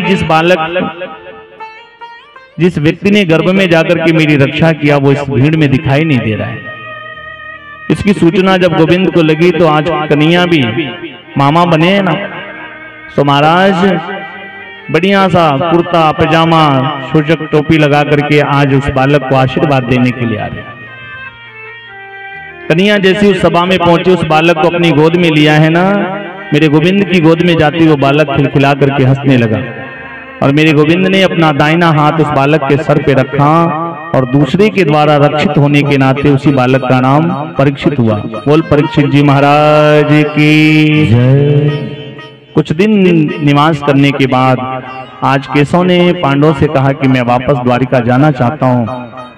धर्मराज युधिष्ठिर ने अर्जुन को साथ में भेजा कि आप कन्हैया के साथ में जाओ, इन्हें सकुशल पहुंचा करके वापस आना। अर्जुन मेरे गोविंद को छोड़ने के लिए गए, और जब लौट करके आए ना तो 3 महीने व्यतीत हो गए थे, और आज अर्जुन के चेहरे का तेज नष्ट हो गया था। जब युधिष्ठिर ने देखा तो अर्जुन से कहा कि अर्जुन तुम्हारे चेहरे का तेज क्यों नष्ट हो गया है? ऐसा 3 परिस्थितियों में होता है, या तो हमारे हाथ से किसी गाय का वध हो जाए, या किसी असभ्य स्त्री का तुमने संग कर लिया हो, और तीसरा जिसके बिना हम अपने जीवन में एक पल भी नहीं रह सकते, वैसा व्यक्ति हमें छोड़ करके कहीं चला गया। अर्जुन रोने लगे और रो करके कहते हैं भैया आप बिल्कुल ठीक कह रहे हो, जिस गोविंद के बिना हमने अपने जीवन में एक पल भी रहना नहीं सीखा, आज वो गोविंद, वो कन्हैया इस धराधाम को, हमको, आपको, सबको छोड़ करके चले गए। और दुर्योधन को जब ये धर्मराज युधिष्ठिर को जब ये बात पता चली तो युधिष्ठिर ने कहा कि जिस गोविंद के बिना हम एक पल नहीं रह सकते, जब वही नहीं रहे तो हमें भी इस संसार में नहीं रहना है। पांडवों ने परीक्षित जी छोटे से बालक हैं, उनको आनंद फानन में राज्य गद्दी पर बिठाया, परीक्षित का राज्याभिषेक किया है, और परीक्षित को राज्य गद्दी पर बिठा करके 5 पांडव आज स्वर्ग की यात्रा के लिए, उत्तराखंड की यात्रा, हिमालय की यात्रा के लिए निकल पड़े। साथ में द्रौपदी भी जा रही है। तब परीक्षित रुदन करने लगे, बाबा आप लोग मुझे छोड़ करके कहां जा रहे हो, मैं बहुत छोटा हूं और मुझसे ये राज नहीं संभाला जाएगा। तब पांडवों ने परीक्षित को वही 3 बातें बताई जो पितामह ने पांडवों को बताया था। बेटा अपने जीवन में 3 बातों को ध्यान में रख करके राज्य प्रशासन को करना, तुम्हारे जीवन में कभी कोई दुख नहीं आएगा।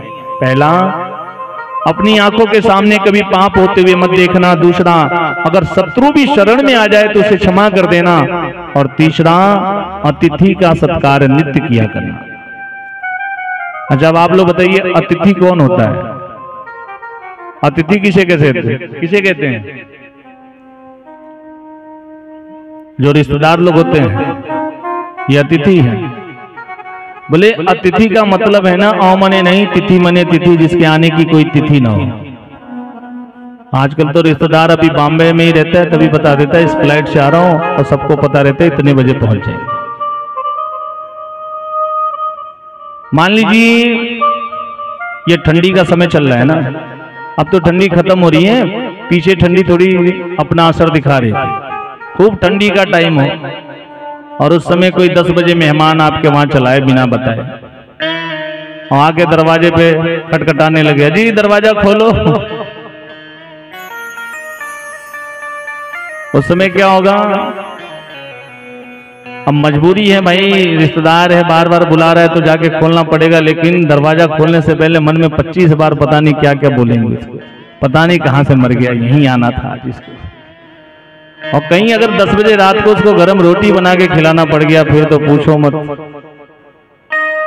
अच्छा एक बात बताएं आप लोग को, देखो पहले कभी किसी किसी के वहां होता था, आजकल तो गांव में भी सबके वहां रहता है, एक व्यवस्था है जिसका नाम है फ्रिज। और फ्रिज में हम लोग क्या रखते हैं? सब्जी, फल, ऐसी व्यवस्था है ना कि एक दिन भोजन बना के रख दो और 3 दिन तक गर्म करके खाते रहो, कोई दिक्कत नहीं। उसमें ज्यादातर लोग फल सब्जियां यही सब रखते हैं। और मान लीजिए आपके फ्रिज में 2 दिन पहले का कोई फल रखा है और शाम को भी ताजा फल आ गया, वो भी रखा है आपने उसी फ्रिज में, और उसी समय कोई मेहमान आपके घर आ जाए, उसने कह दिया जी हम तो व्रत हैं, फल खाएंगे, तो आप उसको कौन सा फल ले जा करके दोगे? ताजा वाला या जो 2 दिन पहले का लाके रखा है वो वाला? ताजा वाला तो नहीं देंगे, सोचेंगे अभी तो ये आज ही आए हैं, 2-3 दिन चलेगा ही, वो पहले वाला जो है उसको खत्म करो। ये अतिथि सत्कार नहीं है सच। हम अपने लिए जितना अच्छा सोचते हैं ना, उससे भी बढ़िया अपने अतिथि के लिए करें। आज पांडवों ने परीक्षित को यही कहा, बेटा अपने जीवन में 3 बातों को ध्यान में रख करके राज्य प्रशासन को करना, कभी तुम्हारे जीवन में कोई दुख नहीं आएगा। इतना कहकर के 5 पांडव हिमालय की यात्रा के लिए निकल पड़े। सभी लोग रास्ते में बर्फ हो गए, केवल सशरीर धर्मराज युधिष्ठिर ही पहुंचे थे, लेकिन उनको भी कुछ क्षण के लिए नरक जाना पड़ा था, क्योंकि युधिष्ठिर ने भी अपने जीवन में एक बार झूठ बोला था, अश्वत्थामा मारा गया किंतु हाथी। इधर महाराज परीक्षित का राज्य बड़ा सुंदर चल रहा है। वर्णन आता है कि परीक्षित के राज्य में चोरी नहीं हुआ करती थी। राजा परीक्षित बड़े धर्मात्मा राजा थे, उनकी राज्य में प्रजा बड़ी खुशहाल रहती थी। गायों के स्तनों से अपने आप दूध निकला करता था। अच्छा चोरी से मुझे याद आया, आप लोग घर में ताला लगाते हैं कि नहीं लगाते? लगाते हैं। कितनी माता जी लोग तो आई होंगी ना, तो बक्से का ताला 2-3 बार चेक की होंगी, कहीं खुला ना रह जाए, हम चले जाएं कथा सुनने और बहू सब गड़बड़ कर दें। अच्छा बताइए ताला हम लोग किसके लिए लगाते हैं? चोरों के लिए कि साधु संतों के लिए? ताला किसके लिए लगाया जाता है? चोरों के लिए, साधु संतों के लिए। क्या बात है, बहुत सुंदर। साधु संतों के लिए लगाया जाता है। अब विचार करिए कि जो चोर तिजोरी तोड़ सकता है वो ताला नहीं तोड़ देगा। कोई संत होगा तो देखेगा दरवाजे पे ताला लगा है तो समझ जाएगा घर में कोई नहीं है, चलो यहाँ कुछ मिलने वाला नहीं है, कोई दूसरा घर देखते। राजा परीक्षित की राज्य में प्रजा बड़ी खुशहाल हुआ करती थी। एक दिन की बात है, राजा परीक्षित के मन में इच्छा हुई कि मेरे पांडव, मेरे बाबा लोग बड़े पराक्रमी थे, चलो देखता हूं कि मेरे बाबा लोग मेरे लिए कुछ छोड़ के गए हैं कि नहीं। सो परीक्षित पांडवों के खजाने में प्रवेश किया। उस खजाने में जाकर के देखता क्या है, एक सोने का बड़ा चमचमाता हुआ मुकुट दिखाई दिया।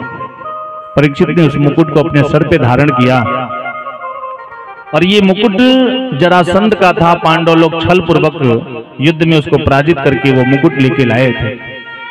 परीक्षित आज उसी मुकुट को धारण करता है और अपने घोड़े पे बैठ करके आखेट करने के लिए, शिकार करने के लिए अपने नगर से बाहर जाने लगा। कुछ दूर जाता है तो देखता क्या है कि रास्ते में एक बैल है और उस बैल के 3 पैर कटे हुए थे। वो बैल एक पैर पे खड़ा था और उसके पास में एक गौ माता खड़ी थी। मैं आप लोग को स्पष्ट करके बताऊं, ये कोई और नहीं बल्कि ये जो गाय है ना, ये पृथ्वी माता है और जो बैल है वो धर्म था। उस बैल के पास खड़ी होकर के पृथ्वी रूपी गाय रुदन कर रही थी, रो रही थी। तब वो धर्म रूपी बैल पूछता है कि मां तुम क्यों रो रही हो? उस पृथ्वी रूपी गाय ने जवाब दिया, आप तो धर्म है, आपको तो पता है कि इस पृथ्वी पे जब धर्म उत्तरोत्तर बढ़ता है तो पृथ्वी को भी प्रसन्नता होती है, और जब पृथ्वी पे पाप ज्यादा बढ़ता है तो पृथ्वी को भी कष्ट होता है। और मुझे लगता है कि अगर इसी प्रकार से मेरे ऊपर पाप कर्म होते रहे तो मैं रसातल को चली जाऊंगी। इन दोनों की बातों को राजा परीक्षित खड़े होकर के सुनने लगे। राजा परीक्षित दौड़ करके जाते हैं, जाकर के उस धर्म रूपी बैल को प्रणाम किया है, मां पृथ्वी को प्रणाम किया, और प्रणाम करके कहते हैं कि महाराज आप कौन हैं और आपके 3 पैरों को किसने काटा है? मैं पांडवों का पुत्र, पांडवों का पौत्र राजा परीक्षित हूं। ये पूरा राज्य मेरा है, मैं इस राज्य का राजा हूं। मुझे उस व्यक्ति का नाम बताइए, मैं आपके इस अपमान का बदला लूंगा। जिसने भी आपके साथ ये धृष्टता की है मैं उसको दंडित करूंगा, उसे दंड दूंगा। तब वो धर्म रूपी बैल कहता है, महाराज मैं किसका नाम लूं? यदि कर्मकांडियों की बातों का विश्वास करूं तो कर्मकांडी लोग कहते हैं कि कर्म प्रधान विश्व करी राखा, जो जस करहि सो तस फल चाखा। कर्म प्रधान विश्व करी राखा, जो जस करहि सो तस फल चाखा। कर्म प्रधान जो जस करहि तो तस फल चाखा। कौन काहू सुख दुख करी दाता, कौन काहू सुख दुख करी दाता। निज प्रीति कर्म भोग सब भ्राता। श्री राम जय राम जय जय राम, जय जय विघ्न हरण हनुमान। श्री राम जय राम जय जय राम, जय जय विघ्न हरत हनुमान। श्री राम जय राम जय जय राम, जय जय विघ्न हरण हनुमान। श्री राम जय राम जय जय राम, जय जय विघ्न हरण हनुमान। राम जय राम जय जय राम। बोले राधे कृष्ण भगवान की जय। वो धर्म रूपी बैल कहता है कि महाराज मैं किसका नाम लूं? हो सकता है कि मेरे कर्म ही कुछ ऐसे रहे हों जिसकी वजह से मेरे ये 3 पैर कट गए।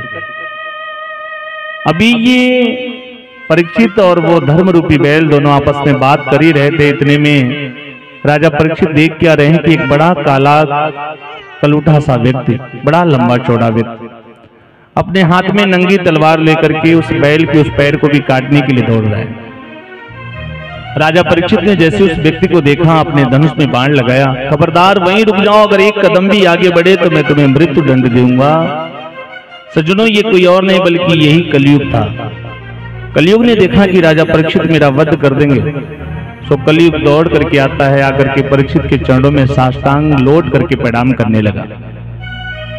और सज्जनों प्रणाम करने की जो पद्धति है ना, वो पद्धति भी यही है। पहले जब किसी को प्रणाम किया जाता था तो उसके पैर के अंगूठे को लोग स्पर्श करते थे, और आज कुछ समय व्यतीत हुआ ना तो लोग घुटने के ऊपर प्रणाम करने लगे, गोड़ लगाते थे। कुछ समय के बाद प्रणाम, और आज तो जो प्रणाम करने की पद्धति है ना बिल्कुल अद्भुत है। लोग ऐसे प्रणाम करते हैं पता नहीं लगता है प्रणाम कर रहे हैं कि थप्पड़ उड़ा रहे हैं। बाबा क्या मतलब है? बाबा मर बना ना बाबा के। बोले कि महाराज कलयुग राजा परीक्षित के चरणों में साष्टांग लौट करके दंडवत करने लगा। तब राजा परीक्षित को अपने बाबा लोगों की बात याद आ गई कि बाबाओं ने कहा था शत्रु भी शरण में आ जाए तो उसे क्षमा कर देना, राजा परीक्षित को कलयुग के ऊपर दया आ गई। परीक्षित ने कहा कि तुम इस राज्य को छोड़ करके दूर चले जाओ। कलयुग हाथ जोड़ करके कहता है, प्रभु आप इतने धर्मात्मा राजा हैं, आप ही बताइए मैं कहां जाऊं। मेरा इतना बड़ा परिवार है और आप ही मुझे रहने के लिए कोई सुंदर सा स्थान दे दीजिए। राजा परीक्षित ने कलयुग को 4 स्थान दिया। पहले दूतम बाणम स्त्री हसूना यत्रा धर्म चतुर्विदः, पहला स्थान दिया दूतम अर्थात जुए में। हे कलयुग जाओ, जुए में तुम्हारा स्थान होगा, क्योंकि जुआ बिना छल कपट के नहीं जीता जा सकता है। दूसरा स्थान दिया पानम, मदिरा में तुम्हारा स्थान होगा। और मदिरा से मुझे याद आया महाराज, आपने देखा होगा लोग शादी वादी में पार्टी में जाते हैं ना, बढ़िया सूट बूट पहन के जाते हैं घर से, खूब बढ़िया सेंट पेंट लगा के। उधर से मदिरा पान करने के बाद जब आते हैं तो कहीं सड़क के किनारे पड़े हैं, कहीं नाली में पड़े हैं, कुछ पता नहीं रहता है।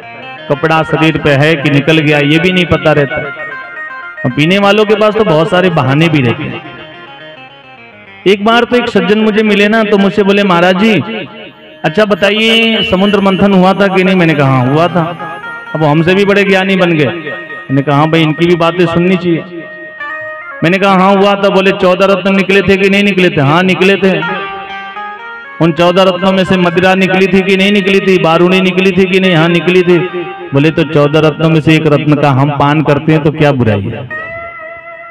बोले ले महाराज जी एक बात बताऊं मैं आपको, मेरी आदत है मैं लेता तो रोज हूं थोड़ा सा, लेकिन मैं बड़ा सिद्धांतवादी व्यक्ति हूं, मेरा सिद्धांत है लेने का। मैंने कहा अच्छा इसमें भी सिद्धांत लगता है कोई। बोले हाँ मैं लेता तो रोज हूं लेकिन उसमें गंगा जल मिला के लेता हूं।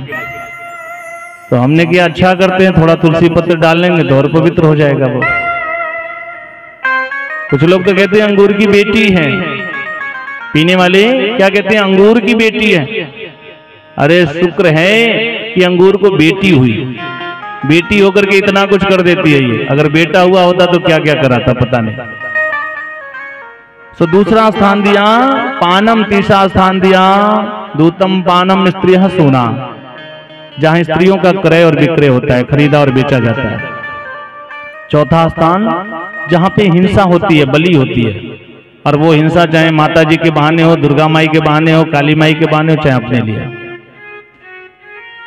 कलयुग ने कहा महाराज ये जो 4 स्थान आपने दिए हैं ना बड़े छोटे स्थान है, कोई एक सुंदर सा स्थान दे दीजिए ना। परीक्षित को दया आ गई। परीक्षित ने कहा जाओ कलयुग आज के बाद मैं तुम्हें एक और स्थान देता हूं, सोने में भी तुम्हारा स्थान होगा, कंचन। अब यहाँ पे एक प्रश्न उठता है, गीता में भगवान श्री कृष्ण ने कहा है कि धातु नाम अस्मिन कांचनम, अर्थात धातुओं में कंचन मेरा ही स्वरूप है, मड़ियों में पद्मराग नाम की मणि में हूं। तो महाराज जिस सोने में भगवान का वास है उसमें कलयुग का वास कैसे हो गया। तो बोले कि जो मेहनत परिश्रम करके जो सोना अर्जित किया जाता है ना उसमें परमात्मा का वास होता है, और जो बेईमानी करके सोना अर्जित किया जाता है उसमें कलयुग का वास होता है। इसीलिए लोग कहते हैं कि सोने का मिलना और सोने का खो जाना दोनों ही अशुभ होता है। कलयुग को मौका मिल गया। राजा परीक्षित जो मुकुट पहना था वो जरासंध का मुकुट था, पांडव लोग छल पूर्वक लेकर के आए थे। कलयुग जाकर के परीक्षित के उस मुकुट में बैठ गया, और जैसे मुकुट में बैठा तो राजा परीक्षित की मति खराब हो गई। और कहते हैं ना कि प्रभु जाको दारुण दुख देही, ताकि मति पहले हरि लेहि, उसकी मति पहले खराब कर देते हैं। आज परीक्षित अपने घोड़े पे सवार होता है, आखेट करने के लिए जंगल में पहुंचा। जब बीच जंगल में पहुंचा तो बहुत जोर से प्यास लगती है, चारों तरफ देखता है कहीं जलाशय, कुआं, तालाब इत्यादि नहीं है। बड़ी दूर दूर तक कोई घर भी दिखाई नहीं दे रहा है कोई।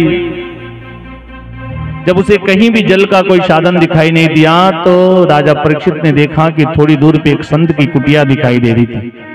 परीक्षित ने सोचा कि मैं इस राज्य का राजा हूं, ये संत मेरे राज्य में रहते हैं और मैं यहां जाऊंगा तो जल की व्यवस्था अवश्य हो जाएगी।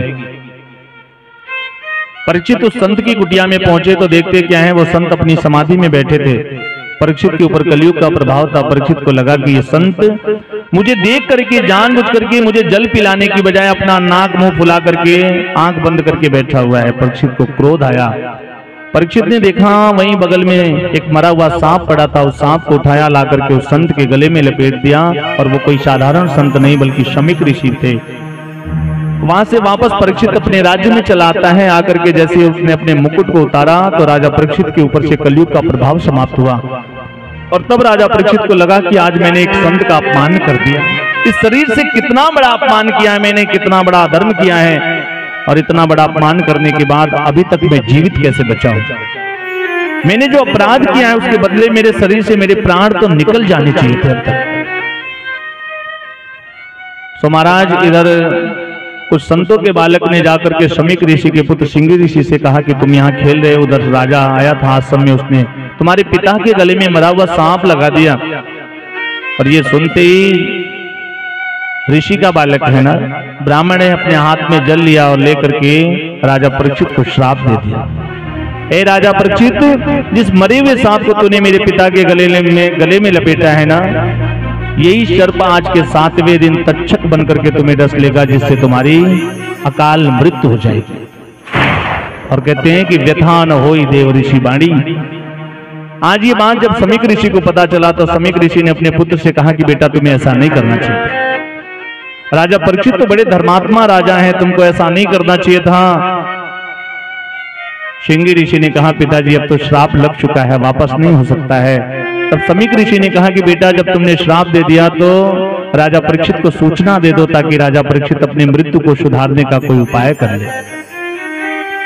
तब उन्होंने अपने एक गौरमुख नाम के शिष्य को भेजा है। शिष्य ने जाकर के राजा परीक्षित को जब ये सूचना दी कि आज के 7वें दिन आपकी मृत्यु हो जाएगी, आपको श्राप लग चुका है, तो राजा परीक्षित उस शिष्य से कहता है कि ये श्राप नहीं बल्कि ये आशीर्वाद है। और मैंने जो अपराध किया है उसके बदले में 7 दिन नहीं, मुझे इसी क्षण मृत्यु प्राप्त हो जानी चाहिए। राजा परीक्षित आनंद फानन में अपने बड़े पुत्र जन्मेजय को राज्यगद्दी पर अभिषिक्त करते हैं। अपनी पत्नी को बुलाते हैं और अपनी पत्नी से कहते हैं कि देवी आज मैं तुम्हें दुनिया का सबसे बड़ा आश्चर्य बताने जा रहा हूं। बोली क्या? बोले कि आज के 7 दिन से पहले मुझे कोई मार नहीं सकता है। हमारे पास 1 सेकंड का पता नहीं है और राजा परीक्षित 7 दिन का सर्टिफिकेट लेके बैठे। आज राजा परीक्षित अपने राज्य का परित्याग करते हैं और जब राज्य का परित्याग किया तो अपने हाथ में एक लोटा तक नहीं लिया, सीधे गंगा के किनारे आकर के आचमन करके बैठ गए और विचार करने लगे कि जिस व्यक्ति के जीवन के 7 दिन शेष बचे हुए ऐसे व्यक्ति को अपने जीवन में क्या करना चाहिए। बड़े बड़े संतों को जब ये बात पता चली तो बड़े बड़े संत लोग राजा परीक्षित के पास पहुंचते हैं और जाकर के कहते हैं राजन हम क्या सुन रहे हैं, आपको कैसा श्राप लगा है, कैसे हो गया ये सब। समाज में कोई अच्छा व्यक्ति होता है उसके साथ कोई घटना घट जाए तो सभी लोग जाते हैं ना उसके पास। बड़े बड़े संत लोग राजा परीक्षित के पास जाते हैं और मैं आपको बताऊं उन संतों में कौन कौन से संत वहां उपस्थित हैं। भृगु, अंगिरा, कश्यप, वामदेव, कर्ण, दुर्वासा, ऐसे बड़े बड़े महात्मा वहां उपस्थित हैं। परीक्षित ने कहा यह श्राप नहीं है, ये मेरे लिए आशीर्वाद है। अगर ये श्राप नहीं लगा होता तो इतने संतों के दर्शन मुझे एक साथ नहीं होते। गिरिजा संत समागमा समन लाभ कछुवान। आज इतने संतों के दर्शन मुझे एक साथ हुए हैं इस श्राप के कारण, तो ये श्राप नहीं बल्कि आशीर्वाद है। उन सभी संतों से राजा परीक्षित ने यही प्रश्न किया कि जिस व्यक्ति के जीवन के 7 दिन शेष बचे हों उस व्यक्ति को अपने जीवन में क्या करना चाहिए, लेकिन कोई भी संत इस प्रश्न का उत्तर नहीं दे पाया। और उसी समय सुखदेव जी की समाधि खुलती है और सुखदेव जी के मन में इच्छा हुई कि चलो राजा परीक्षित की सभा में चलते हैं। आज उल्टी गंगा बह चली सज्जनों, प्यासा कुएं के पास नहीं बल्कि कुआं स्वयं प्यासे के पास आ रहा है। सुखदेव जी जैसा महान संत राजा परीक्षित की सभा में पहुंचा है। राजा परीक्षित ने सुखदेव जी को देखा, उठ करके सुखदेव जी का पूजन करते हैं और कहते हैं कि आप जैसे संत के दर्शन मात्र से सारे प्रकार के अमंगल दूर हो जाते हैं। मैं कितना बड़ा बड़भागी हूं कि आज स्वयं आपने आकर के मुझे दर्शन दिया है। संतों ने राजा परीक्षित को इशारा किया ज्यादा प्रशंसा मत करो, अगर ज्यादा प्रशंसा करोगे तो ये उठ के चले जाएंगे। ऐसे संत हैं जिन्हें अपनी प्रशंसा से कोई मतलब नहीं है, सीधे सीधे अपने विषय वस्तु पे आओ। तब राजा परीक्षित सुखदेव जी महाराज से प्रश्न करता है कि हे प्रभु आप योग के अधीश्वर हो, अतः पृच्छामि संसिद्ध योगिनां परमं गुरुं पुरुषस्य यत् कार्यं म्रियमाणस्य सर्वथा। अतः पृच्छामि संसिद्ध योगिनाम परमं गुरुम पुरुषस्य यत् कार्यं म्रियमाणस्य सर्वथा।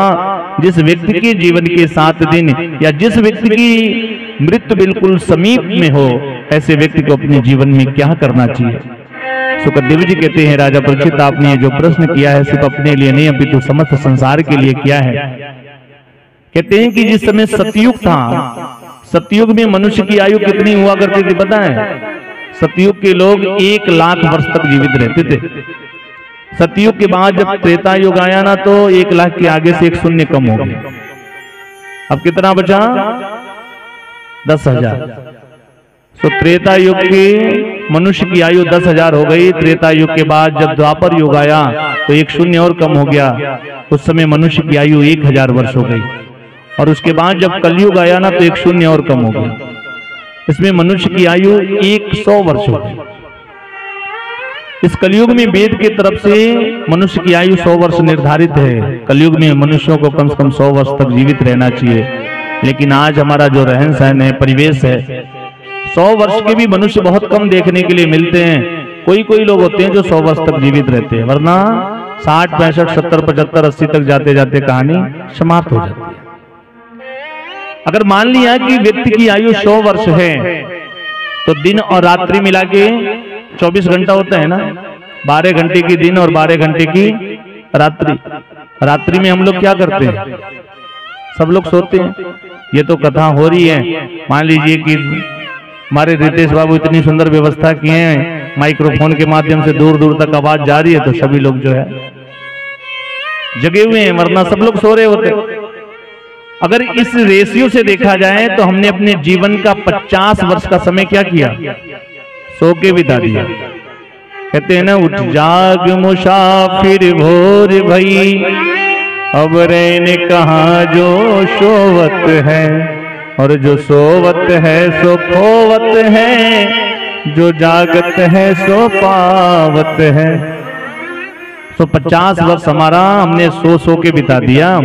अब हमारे पास बचा केवल 50 वर्ष, और उस 50 वर्ष में से 25 वर्ष क्या हुआ? स्त्री संग में चला गया। और स्वामी जी ने लिखा है कि ससुरारी पियारी भई जब तेरे पुरूप कुटुंब भये तब ते।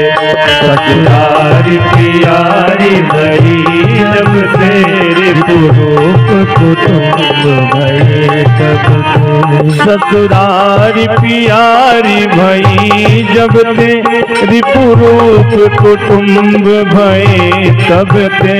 ससुरारी पियारी भई जब से रिपुरूप कुटुंब भये तब से।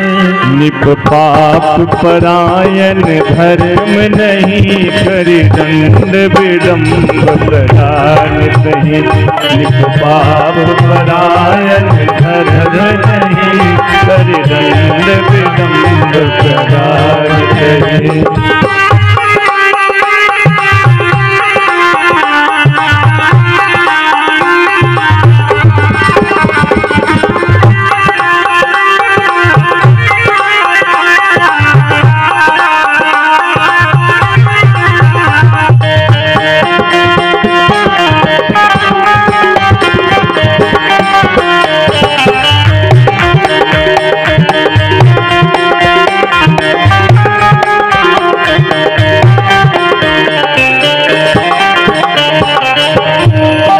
राधे कृष्ण भगवान की जय। सज्जनों, 50 में से 25 वर्ष स्त्री संग में चला गया। लिखा कि ससुराल प्यारी भई जब थे, जब व्यक्ति को अपना ससुराल प्यारा लगने लगता है। रिपु कहते हैं, रिपु मने शत्रु, कुटुंब मने परिवार। फिर उस समय अपने ही परिवार के लोग उसे शत्रु की तरह दिखाई देने लगते हैं। आज अब हमारे पास बचा केवल 25 वर्ष। उस 25 वर्ष में नाचना, गाना, खाना पीना, ऑर्केस्ट्रा और ड्रामा, सिनेमा, तो ये भी ऐसे ही निकल गया। फिर क्या हुआ? पुनरपि जननम पुनरपि मननम पुनरपि जननी जठरे शयनम। जैसे आए थे वैसे ही चले गए। सुखदेव जी कहते हैं कि राजा परीक्षित, जल्दी मरने वाले व्यक्ति को हर सांस पे परमात्मा का नाम लेना चाहिए। पता नहीं ये सांस जो बाहर निकल के गई है लौट करके वापस आएगी कि नहीं, और एक बार यदि सांस आना जाना बंद हो जाए फिर क्या होगा? अपने ही परिवार के लोग कहेंगे जल्दी करो बाहर निकालो, अब ये प्रेत हो गया। बोल वृंदावन बिहारी लाल की। आज सज्जनों, हम लोग के बीच में मां भगवती की बड़ी सुंदर सी झांकी आने वाली है।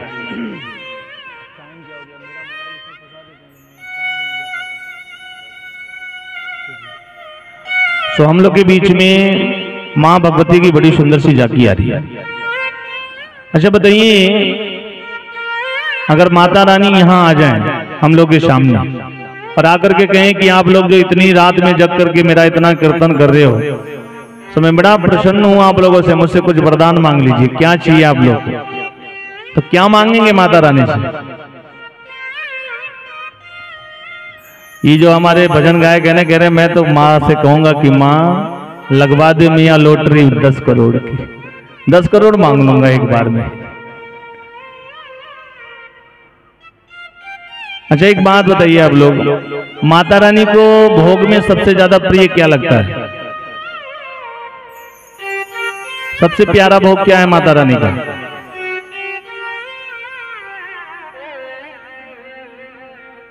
क्या है? हलवा पूरी। भाई एक बार जो दादली भाई, इनको तो सब पता है भाई, माता रानी को हलवा पूरी ही सबसे ज्यादा प्रिय है। आप लोग जाती हैं ना माँ के दरबार में, गांव में काली मियाँ होती हैं, अगल बगल में भी कहीं ना कहीं होंगी। माता जी लोग कहती हैं, हे माई हमारे बेटा के नौकरी लग जाए ना तो कढ़ाई चढ़ा दे। और जब कढ़ाई चढ़ाने की बारी आती है ना तो कढ़ाई लेके भी नहीं जाती, तावा लेके चली जाती है कढ़ाई चढ़ा। ऐसे ऐसे टपका टपका के रोटी बना देंगी और जितना परथन बचा रहेगा सब उसी में घोल के एकदम ले लपसी बना के तैयार कर दिया, खा लो मियाँ हलवा पूरी। बोल वृंदावन बिहारी लाल की जय। किसने क्या मांगा ये तो नहीं पता है, लेकिन हमारे जो ढोलक वाले भैया है ना, मुझसे कह रहे थे आज दोपहर में कि महाराज जी अगर मुझे कभी मौका मिले, क्योंकि ये बात मैं आज कथा के बाद आपस में भी कर रहे थे हम लोग, तो मैं जानना चाहता था कि किसके मन में क्या है। तो ये ढोलक वाले भैया हमसे कह रहे थे कि महाराज जी मैं तो माता रानी से यही कहता हूं, हो मेरे सर पे रख दे मैया अपने ये दोनों हाथ, और देना हो तो दीजिए जन्म जन्म का साथ, देना हो तो दीजिए जन्म जन्म का साथ। मेरे सर पे रख दे मैया अपने ये दोनों हाथ, देना हो तो दीजिए जन्म जन्म का साथ, देना हो तो दीजिए जन्म जन्म का साथ।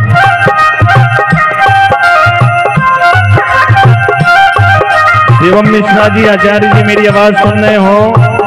शिवम मिश्रा जी तो पास में आए हमारे।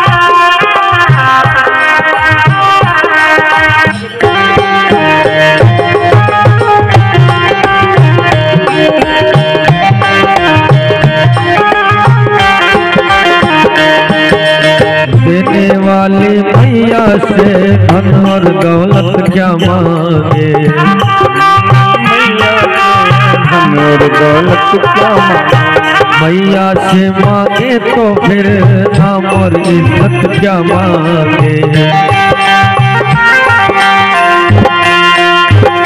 देखिए हमारे जजमान जी के द्वितीय पुत्र दूसरे नंबर वाले हमारे राजेश भैया, इनको मैं देखता हूँ ना तो एकदम खुश हो जाता हूँ, हमेशा मुस्कुराते रहते हैं, ऐसा लगता है कि कभी चेहरे पे शिकन रहती नहीं।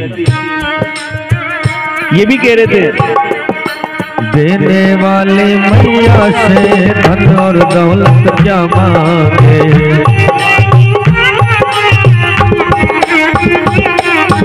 मैया से मांगे तो फिर नाम और इज्जत क्या मांगे।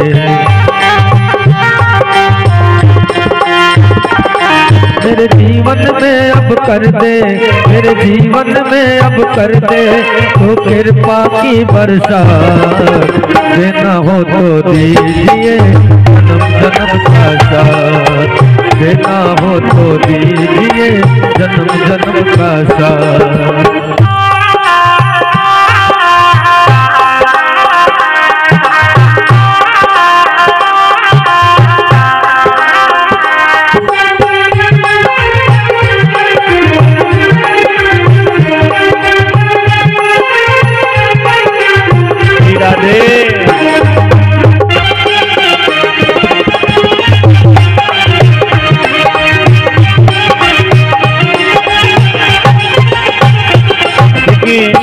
इस बाबू के लिए कह रहा हूँ, मुझे लग रहा है माता जी के आने से सबसे ज्यादा खुश यही लड़का है। इनका नाम तो मुझे नहीं पता है, कल इनका शायद मुंडन भी है। ये कहते हैं कि माँ मुझे इतनी तनख्वाह देना, मुझे इतनी तनख्वाह देना, मेरा खुशी रहे परिवार। और देना हो तो दीजिए जन्म जन्म का प्यार। देना हो तो दीजिए जन्म जन्म का साथ। इतनी तनख्वाह देना, मुझे इतनी तनख्वाह देना, मेरा खुशी रहे परिवार। देना हो तो दीजिए जन्म का प्यार। देना हो तो दीजिए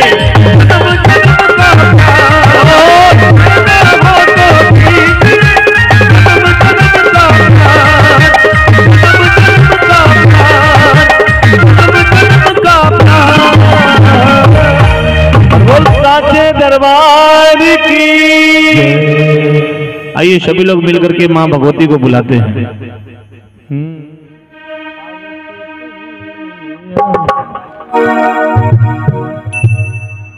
थोड़ा सा ऊपर कर दीजिए।